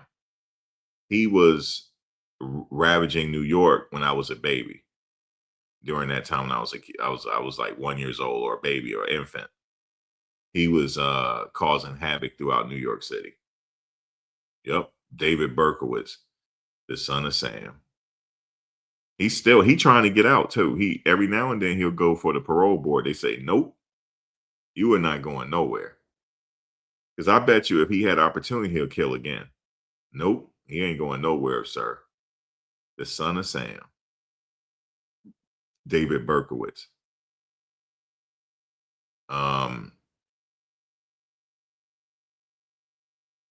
But this one right here, she wants to profit off of what happened and stuff that she worried about. She said she's sitting up there bored up in prison.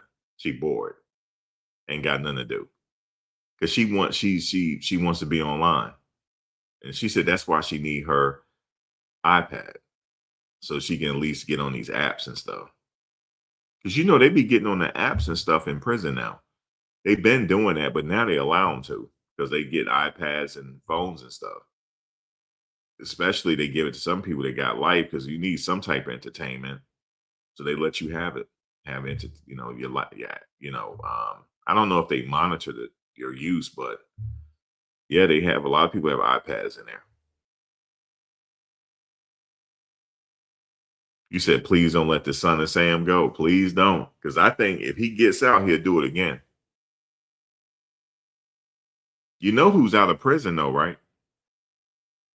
The one that shot Ronald Reagan, President Reagan.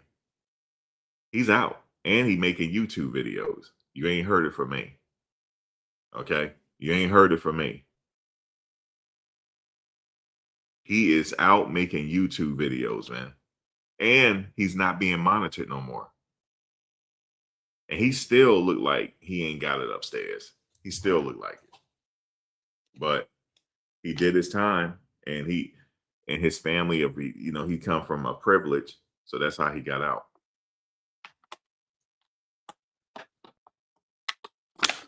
He spent a lot of time behind bars. He was in there since the 80s. He got out in the mid 2000s. So he spent a lot of time behind bars. But he's out. You say he probably didn't do it.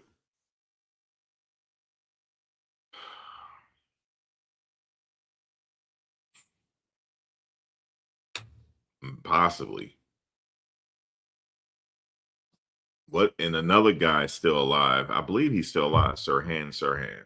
He trying to get out too. They won't let him out. He the one killed Bobby Kennedy. Yeah, he's 82 years old currently. His name is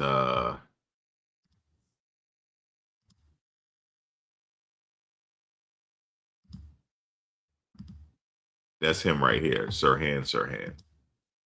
He 82 years old.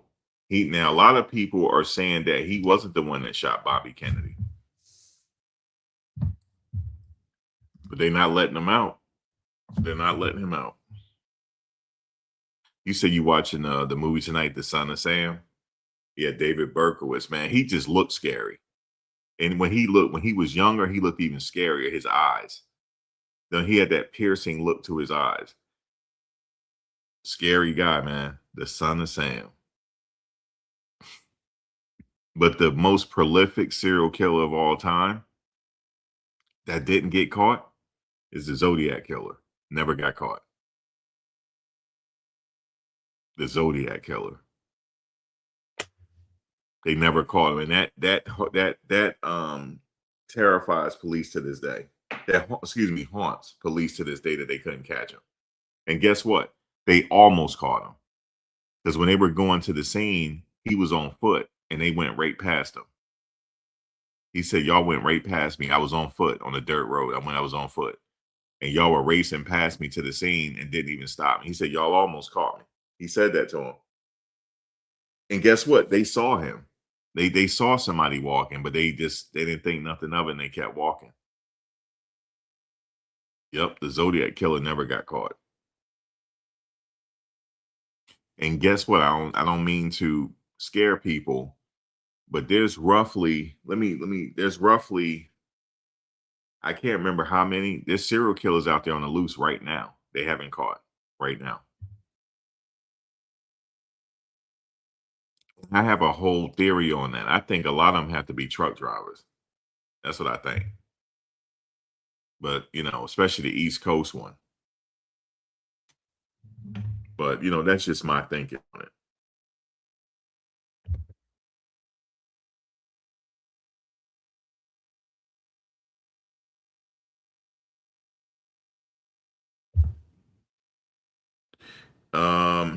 Let me see if I could do some spot research here. In the United States, there's probably around 25 to 50 active serial killers at any given time, as far as right now. Is the common figure often cited, but that number is not exact because police may not connect murders right away. Some killers stop for years. But experts estimate there may be a few dozen active serial killers in the United States at any given time, often cited around 25 to 50. But the number is impossible to know, really, but they say 25 to 50. They said historically the number was much higher.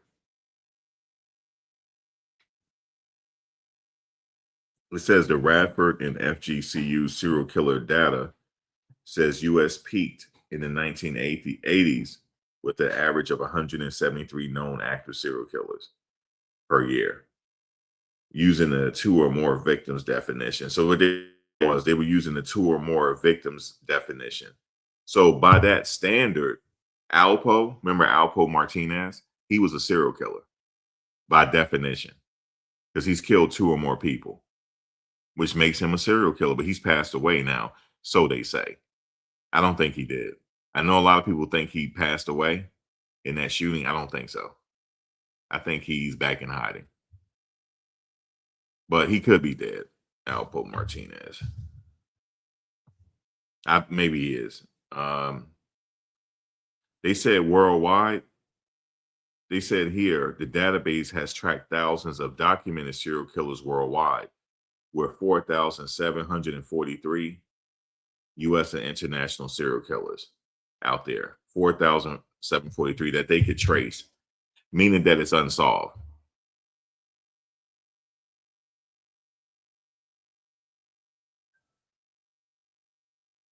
You wonder if Carmelo Anthony case is going to turn out guilty or not. If I'm a betting man, it's going to be guilty. As a matter of fact, I will come back later to talk about the Carmelo Anthony case. You just reminded me, because he's still going through jury selection, or they seated the jury. As a matter of fact, let me check right now.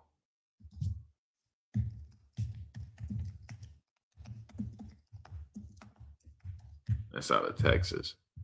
It says here, as of 3 hours ago, jury selection continues. All right, so the jury selection continues. So I might come back with that later. So the jury selection continues on that case.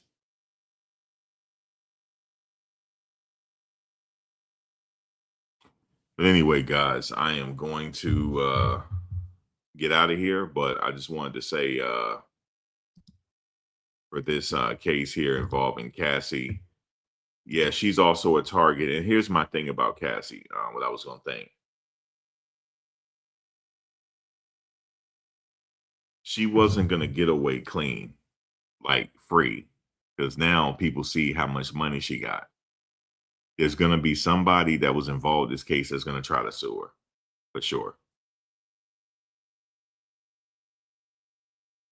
So she's going to have to pay legal fees and go through that headache. Okay.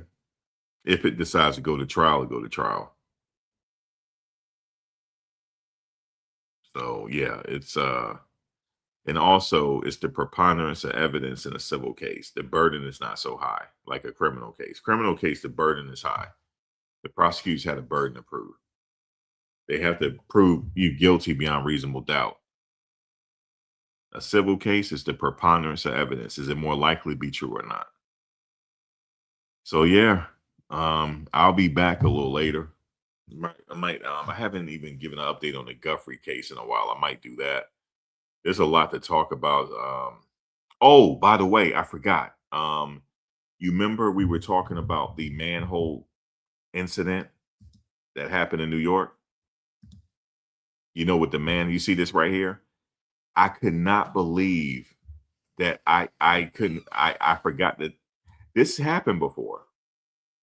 And I couldn't believe, man. I'm like, damn, I'm getting caught slipping here. People used to go in manholes back in the day. If you remember back in the 80s and 90s, people used to go into manholes, even in 2000s. I forgot why, though. Now I know why. They're treasure hunting. Especially the guy had a shovel.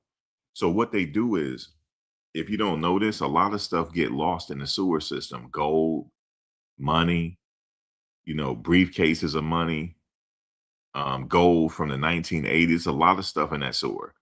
And you do find stuff, and they did find something. They believe that these people found some stuff down there. But if you take the right tools and you know what you're doing, you could find some stuff down there. Now, it's nasty work, though. It's nasty because it's hot down there. It stinks. And you're exposing yourself. But if you go down there with a special suit on and a special breathing mask, you should be fine. But yeah, they find treasures down there. That's what they were doing, because they reached out to the cops and everything. The cops know who they are now.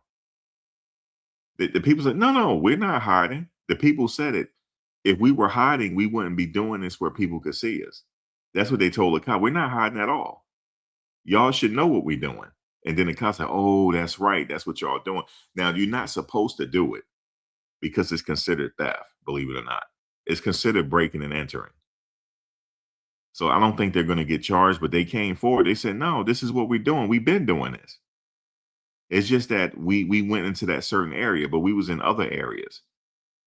But the people in that area seen us go in that manhole before. We go in there all the time. It just so happened somebody recorded us. And then the police, they knew exactly why they were in there. They knew exactly, like, okay, that's what y'all were doing. Yeah, they go into manholes all the time. And they used to do it. It was really popular back in the 80s and 90s. And people used to find, one person found a briefcase full of money in the manhole. You find guns down there. You know how when people running from cops, they throw stuff in the manhole, guns. They find all type of guns, everything in the manholes. And they keep the stuff and sell them.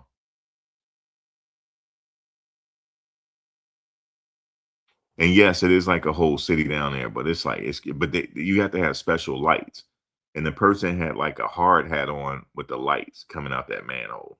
So that's the person that provide the light situation. You better hope you have a backup light, because you don't want to get caught down there at night with no lights on. But they, they probably had backups, but that's what they were doing. You said you can't. Yeah, that's what they were saying. They said everybody saw us go down there. They said they were talking to people while they were going down there. Everybody knew it. And so they went to the cops like, look, man, y'all trying to act like we didn't know. We're down there looking for treasure. But they're not supposed to do it though. It's still illegal. Yeah, you can't walk around New York not paying attention. Like you walk around the city, you're aware of everything. You're aware of everything. That's how the natives are. Some people are not native there though. And they don't know no better. Now, the natives there, you know to pay attention to all your surroundings. You know what kills me? When sometime I'll sit in the park and just watch people, they be walking with their headphones on. I just shake my head. You're a target. But now there's more cameras than ever before, right? So the chance of you getting caught is very high. But there's cameras everywhere.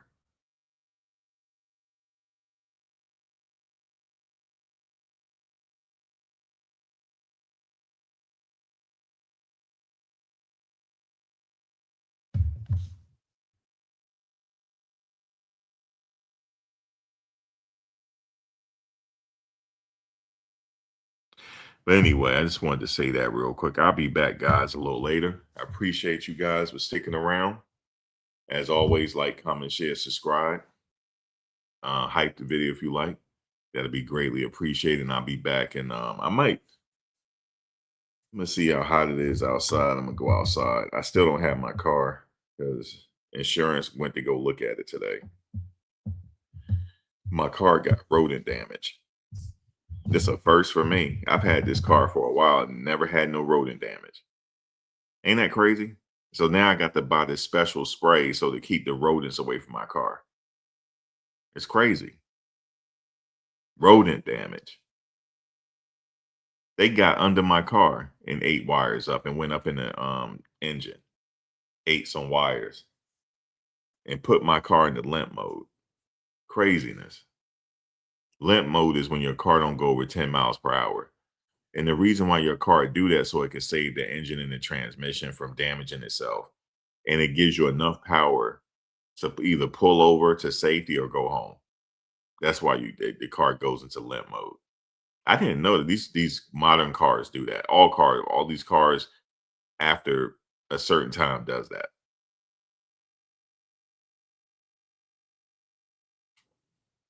I don't know. They still trying. You talking about the guy that did that to me? They still waiting. They doing an investigation that might have to get the FBI involved. So I'm thinking the FBI is getting ready to get involved. Ain't that crazy? I was the victim of a hacker, and she was saying that we're gonna have to get. This is gonna become a huge case here, and we may have to get the FBI involved because he got my information and he went online and hacked it. Because in order to go online, you need my password. I never gave him my password or anything. So it's a big case because it's happening to other people. And just to let you know, if you call your insurance company and you talk to somebody, if it diverts you to another number and somebody can't hardly speak English, hang up the phone. Hang up the phone, man. Hang up the phone. Because this guy said, "Look, I want to help you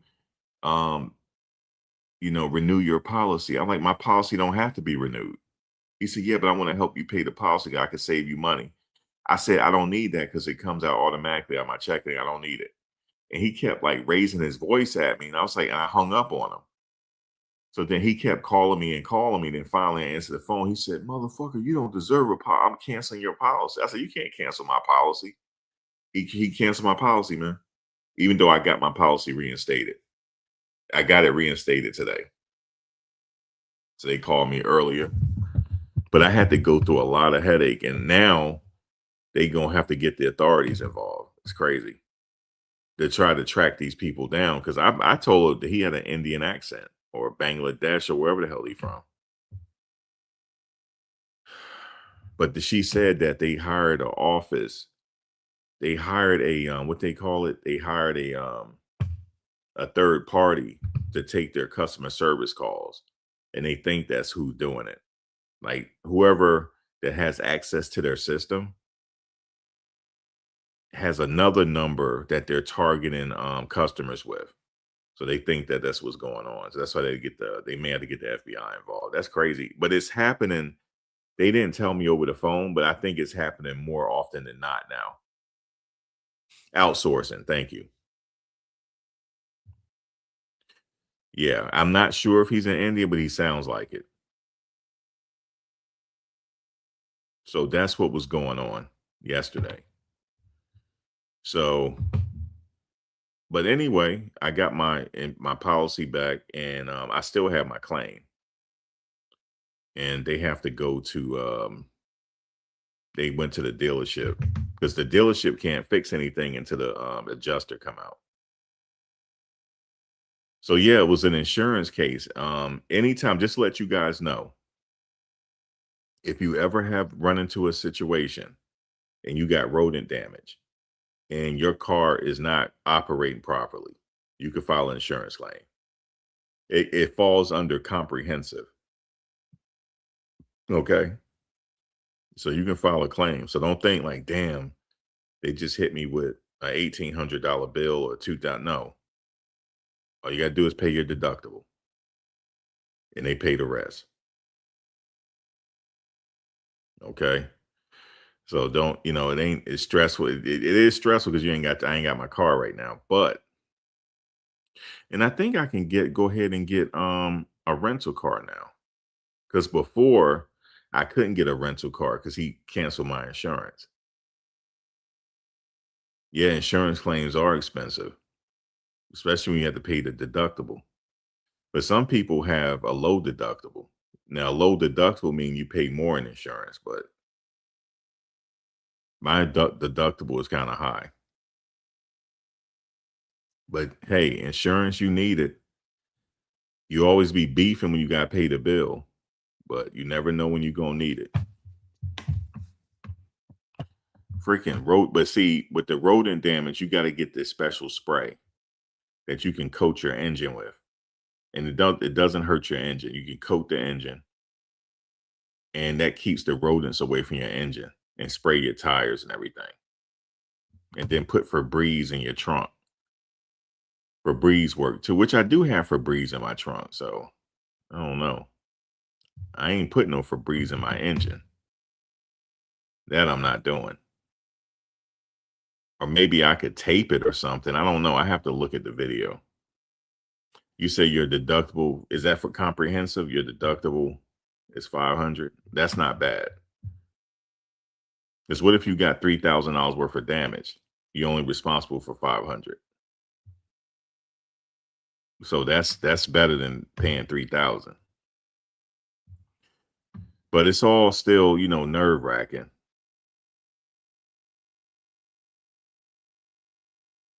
Now I'm gonna tell you something. If I get my car back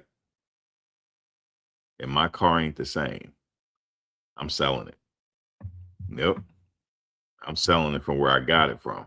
Selling it. And I can just pocket the money. Okay. And that's it. And cut my losses and get me another car. That's it. So I got some options, but I don't want to sell it. I don't want to do that. I don't want to do it.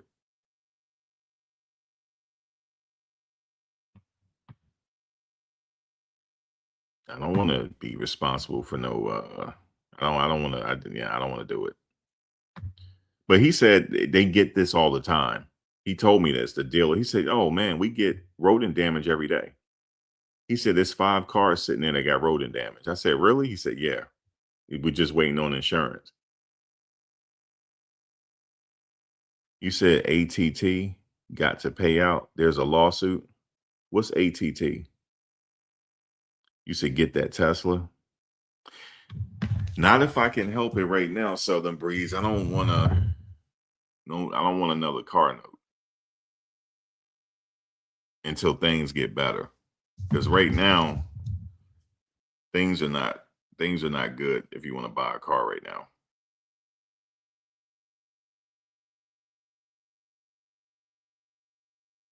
I know, get a Tesla, live your life. You're right about that. I like that right there. Yeah, just do it. You only live once, just do it. You only live this life once, just do it. But we'll see. But like I said, he said they get the rodent damage all the time. All the time. And he told the lady, he said, you need to go get that spray so you won't come back in here. And guess what? She didn't get the spray. And guess what happened? He said literally 2 days later, she came back with rodent damage. He told me that. And she had to pay all over again. I said, what? He said, yep. He tried to tell her. She was upset too, he said.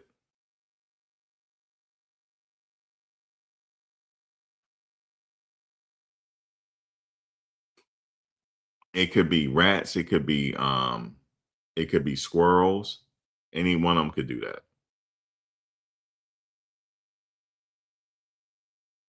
Yeah, it's crazy, man. I was like, what? See, at least with cats, they hide under your car, like by the tire. Damn squirrel, they go up in the engine. We need some more cats around here. We ain't no cats around here. If we had, yeah, it's rats. Yeah, it's the rats that did it. But and you can see I didn't even notice. I thought, you know what I thought? I thought it was just debris in my engine. I said, damn, I got a lot of dirt in my engine. No, they were nesting. There was like sticks in my engine. I said, what the fuck is this? They were putting nests in my engine. And I didn't even know it. Oh man. You said AT&T customers that was hacked. It's a phone company that provides phone. Oh, you talking about AT&T? Oh, they gotta pay people? Man. But I know. Wait, hold on 1 second. I'll be right back.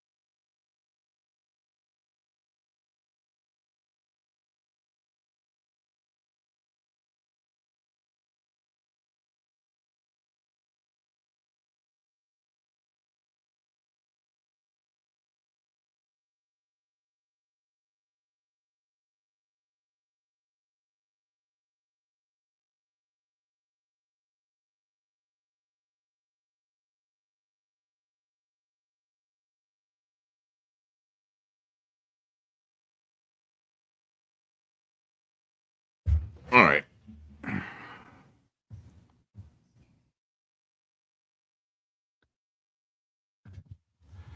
You said, let me see. You said a check, it won't be much. A check for $3 when it's over. You talking about the lawsuit?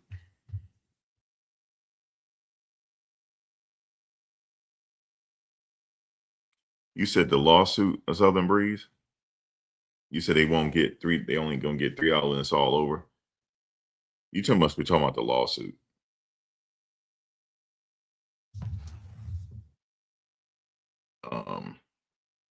Okay, well, it depends on how much you lost. Because all right, so let me tell you this. When I worked for an insurance company years ago, I was working for Prudential. And this is before Prudential took the company public, before it started becoming a publicly traded company on NASDAQ and all that. They had to settle all these insurance claims from This is back in the day when, when the insurance agent used to come to your house and sell you insurance. He sold these people a bunch of, they call VAL policies, VAL. It's called variable appreciable loan policies. So you can put a lot of money in there and it seems like an investment vehicle because you get a lot of interest off of it. Right. So it's like, yeah, you putting money into insurance policy, but you're making a lot of money. So it was like an investment vehicle for people. A lot of people lost their money because the agent, or what the agent told them, that the dividend scale would never drop. This is guaranteed. So what happened? We had a crash in the 80s. It was like 88, 89. I can't remember that when that crash happened. It was when the stock market had crashed and people were jumping off roofs in Wall Street. I can't remember what year that was. It was in the 80s. A couple of people committed suicide on Wall Street, jumped off the roof. But the stock market had crashed and people lost their money. But the fact of the matter is these agents lied to the people and said that the dividend scale is guaranteed not to fall. It's like a guaranteed way to store your money. So I was working on those cases. So depending on how much you lost and how severe it is, the more money you get. In this class action lawsuit, everybody is not going to get equal amount. Just like when I was settling those cases, some people got more than others. But you know what the nice calls were? I finally got on the department where I was calling people, letting them know that their claim has been finalized and they're getting money. Those were the best calls ever. Now, the other calls, the flip side is telling people they're not getting nothing, that they don't have a case. That's when you get cussed out. But the best calls is when you calling people. It's when you calling people and letting them know they're getting money. Those are the best calls. No, this is before the banks got bailed out. Wasn't that during Obama or whatever, or before then?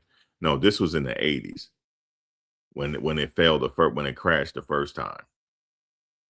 So now what they do is if the stock market is getting ready to crash, they have there's indicators. So it's never going to fully crash like it did before. What they'll do is they'll stop business. They will just cut the computers off. And there's a indicator that they have. So if it does about to crash, everything will just shut down before it crashes. Okay. So they can try to mitigate some of the damages. So that's what they have in place now. But I remember it hit rock bottom and it crashed.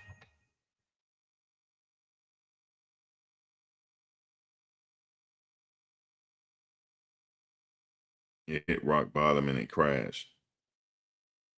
But I was working for Prudential at the time where we was trying to settle all those cases. And like I said, the best calls were when you were telling people that they were getting money. Those are the best calls. But some calls I remember because I worked on a few within that company. I worked on a few of the some of the offices. One I worked on, like I said, the claims department where I was calling people saying that the claims were good. Though that was the best ever. Some of the calls I sat in on a few and I helped out a day. Man, you talking about getting cussed out when we tell them they don't have a case and they lost all their money. Oh my God. It was like, man, one guy said, I'm gonna find out where you live and I'm coming to see you. I said, well, I'm sorry that you feel that way, sir. I didn't mind the bad calls because it didn't bother me. But yeah, it was. But I remember when the banks got bailed out. I remember that one. I can't remember what year that was. Oh, wait a minute. They got bailed out. The last bailout was in 2020, like 2021. It was something around there. Remember people started getting them PPP loans? and the bank started getting money. That was around what, 2021 or 2022? I think it was 2021. But prior to that, there was another crash. But even before, I'm talking about the one before that. I'm talking about the one in the 80s, in the 1980s. And there was one in 2006 too. That was before Obama became president, right? And then when Obama became president in 2008, we had an issue. The economy was messed up. So there has been multiple times, but I'm talking about the one in the 80s. I'm talking about the one in the 80s.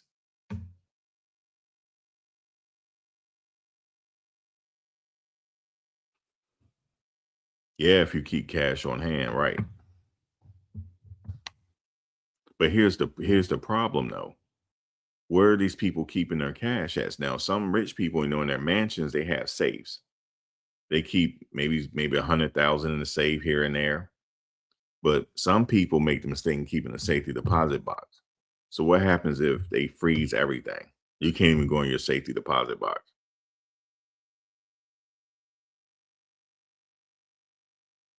Listen, if it gets to the point where everything shuts down, let's say if there's an attack on the grid, right? Let's say if there's a attack on the power grid, right? And let's say if it's out for 5 weeks, let's just say that it'll get so desperate out here that they're not going to be safe either. I don't care what type of stockpile you have in your house. People going to break in there if they need to. So unless you live, because some of these places I go to when I be delivering these packages, these people be hiding. They got some nice hiding spots. These like little communities, like gated communities with these huge mansions. Guys, they be hiding. You will never know it's there unless you know where to go. So they'll be safe. Unless you just get lucky and run into the street. You ain't gonna know these streets exist. You said rats eat cash too. That's why, yeah, they do. That you have to have it in a special case to where the rats can't get in there because they will eat your money. Could you imagine that? Some people like to bury their money underground. But if you bury your money, you got to have it in a special box that will prevent rain from going in there, water and stuff. Because then your money will get molded and mildew. So you don't want that either. Yeah, you still need food and medicine, yeah. But it ain't going to be safe out here. You need a gun too. You need gas. What if you can't get any gas? You got to have gas on deck. Now, but here's the thing. And half the people don't even know how to read maps these days. I still know how to read a map. So I can get places on a bike. All I need is a bike. Okay. So I'm talking about a regular bike, not an electric one, a one that you ride. Because if need be, you need to ride a bike. Let me ask you all something. What's the longest you ever ridden a bike? How many miles? Okay. Because that bike can come in handy. So if need be, all you need is a backpack, some MREs, and a bike. And I can get to another state. I damn sure can, especially if there ain't no cars on the road. All you really need is a bike. Let me see, a bike, a map, a backpack, and something for shelter. They make these tents these mobile tents you can put up to where you can sleep in a tent to stay out of the elements. That's all you need. And some MREs. If you know where you're going. Because if you can get to a state to where they do have power, let's say if you in Jersey, can you make it all the way to Maryland? Now, here's the thing. The answer is no, right? The answer is kind of no. There's a lot of hills you got to ride. It's just a lot. But if you have something that you can survive the elements, it might take you 3 weeks, but you will make it. That's if worst case scenario, if you know how to camp and bring one of those mobile tents and have some MREs with you. So the humans are very resourceful. We'll find a way to survive. Trust me. Even if we had to go in here and rob these stores. I mean, I'm just saying that. Like these bodegas and stuff, y'all good as Rob. Good as Rob. Is what you're gonna do. You're not gonna eat, or you're gonna go in there and go take it. One or the other. So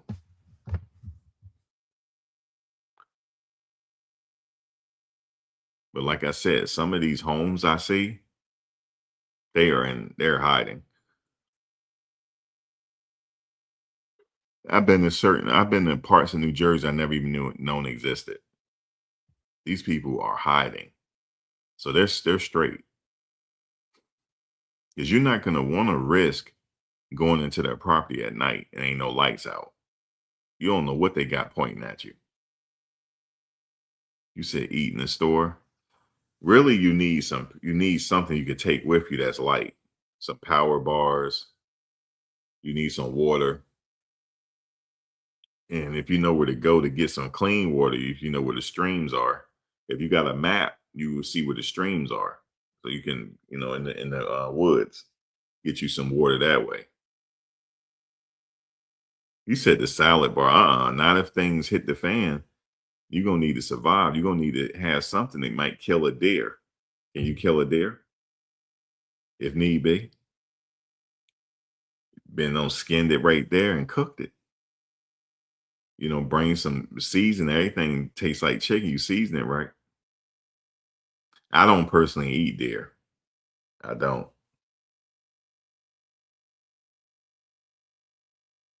I do not eat it. But yeah, it's crazy.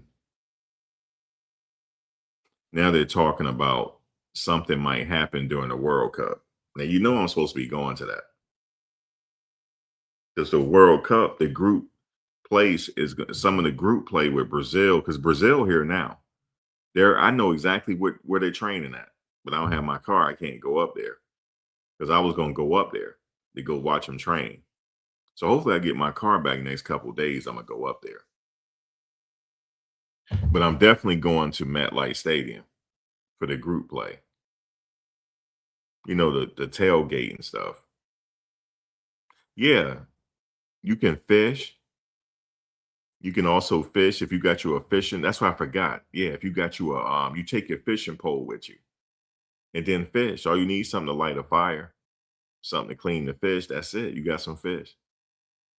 It's more than one way now. You said don't go. I know, like some people saying this whole Ebola outbreak, and that's all I need. I don't want no Ebola. That just sound bad. What you got? I got that Ebola, man. That sound bad, man. You say you don't feel good about it, but I don't think nothing gonna happen. And the crazy thing is, mostly all the nations, they decided to practice in the United States, most of them. Guess where Iran is? Iran national team. They're in Washington right now. The Iranian national team. They are in Washington State. There's only 3 teams decide to go train in Canada, to prepare for group play. Only 3 teams. And there's only a couple teams decide to go train and have their camp in Mexico. All the rest of the camps are in the United States, throughout the United States. Brazil is in New Jersey right now. Right now, they're in New Jersey.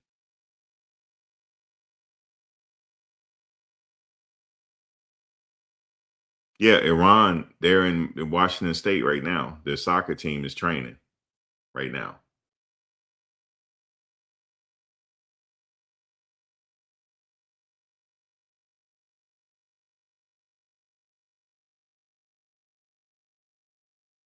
That's going on.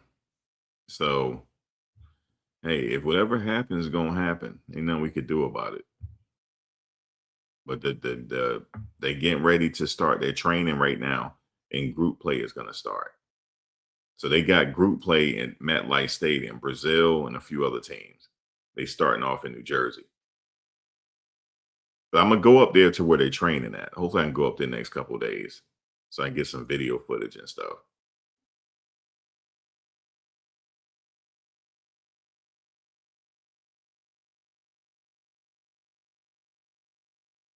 Yeah, so hopefully I'll be able to do that. So, and then at least tailgate.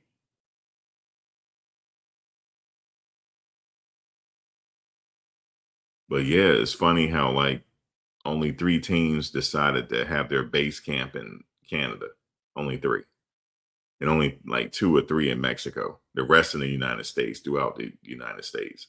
Some are in LA, some are in Washington State, some are in New Jersey. Well, yeah, Brazil and them. Some are upstate New York.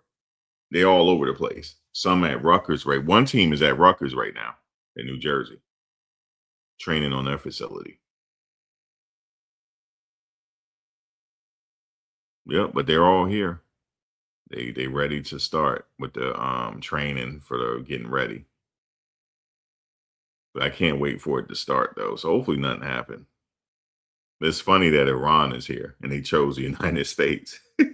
I bet you some of them defect, and stay in the United States. I bet you.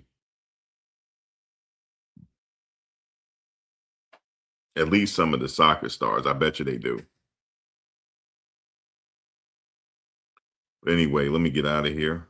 I will catch you guys later. Come back, talk about the Guthrie situation. All right, y'all. Good talking to you. I'll talk to you later.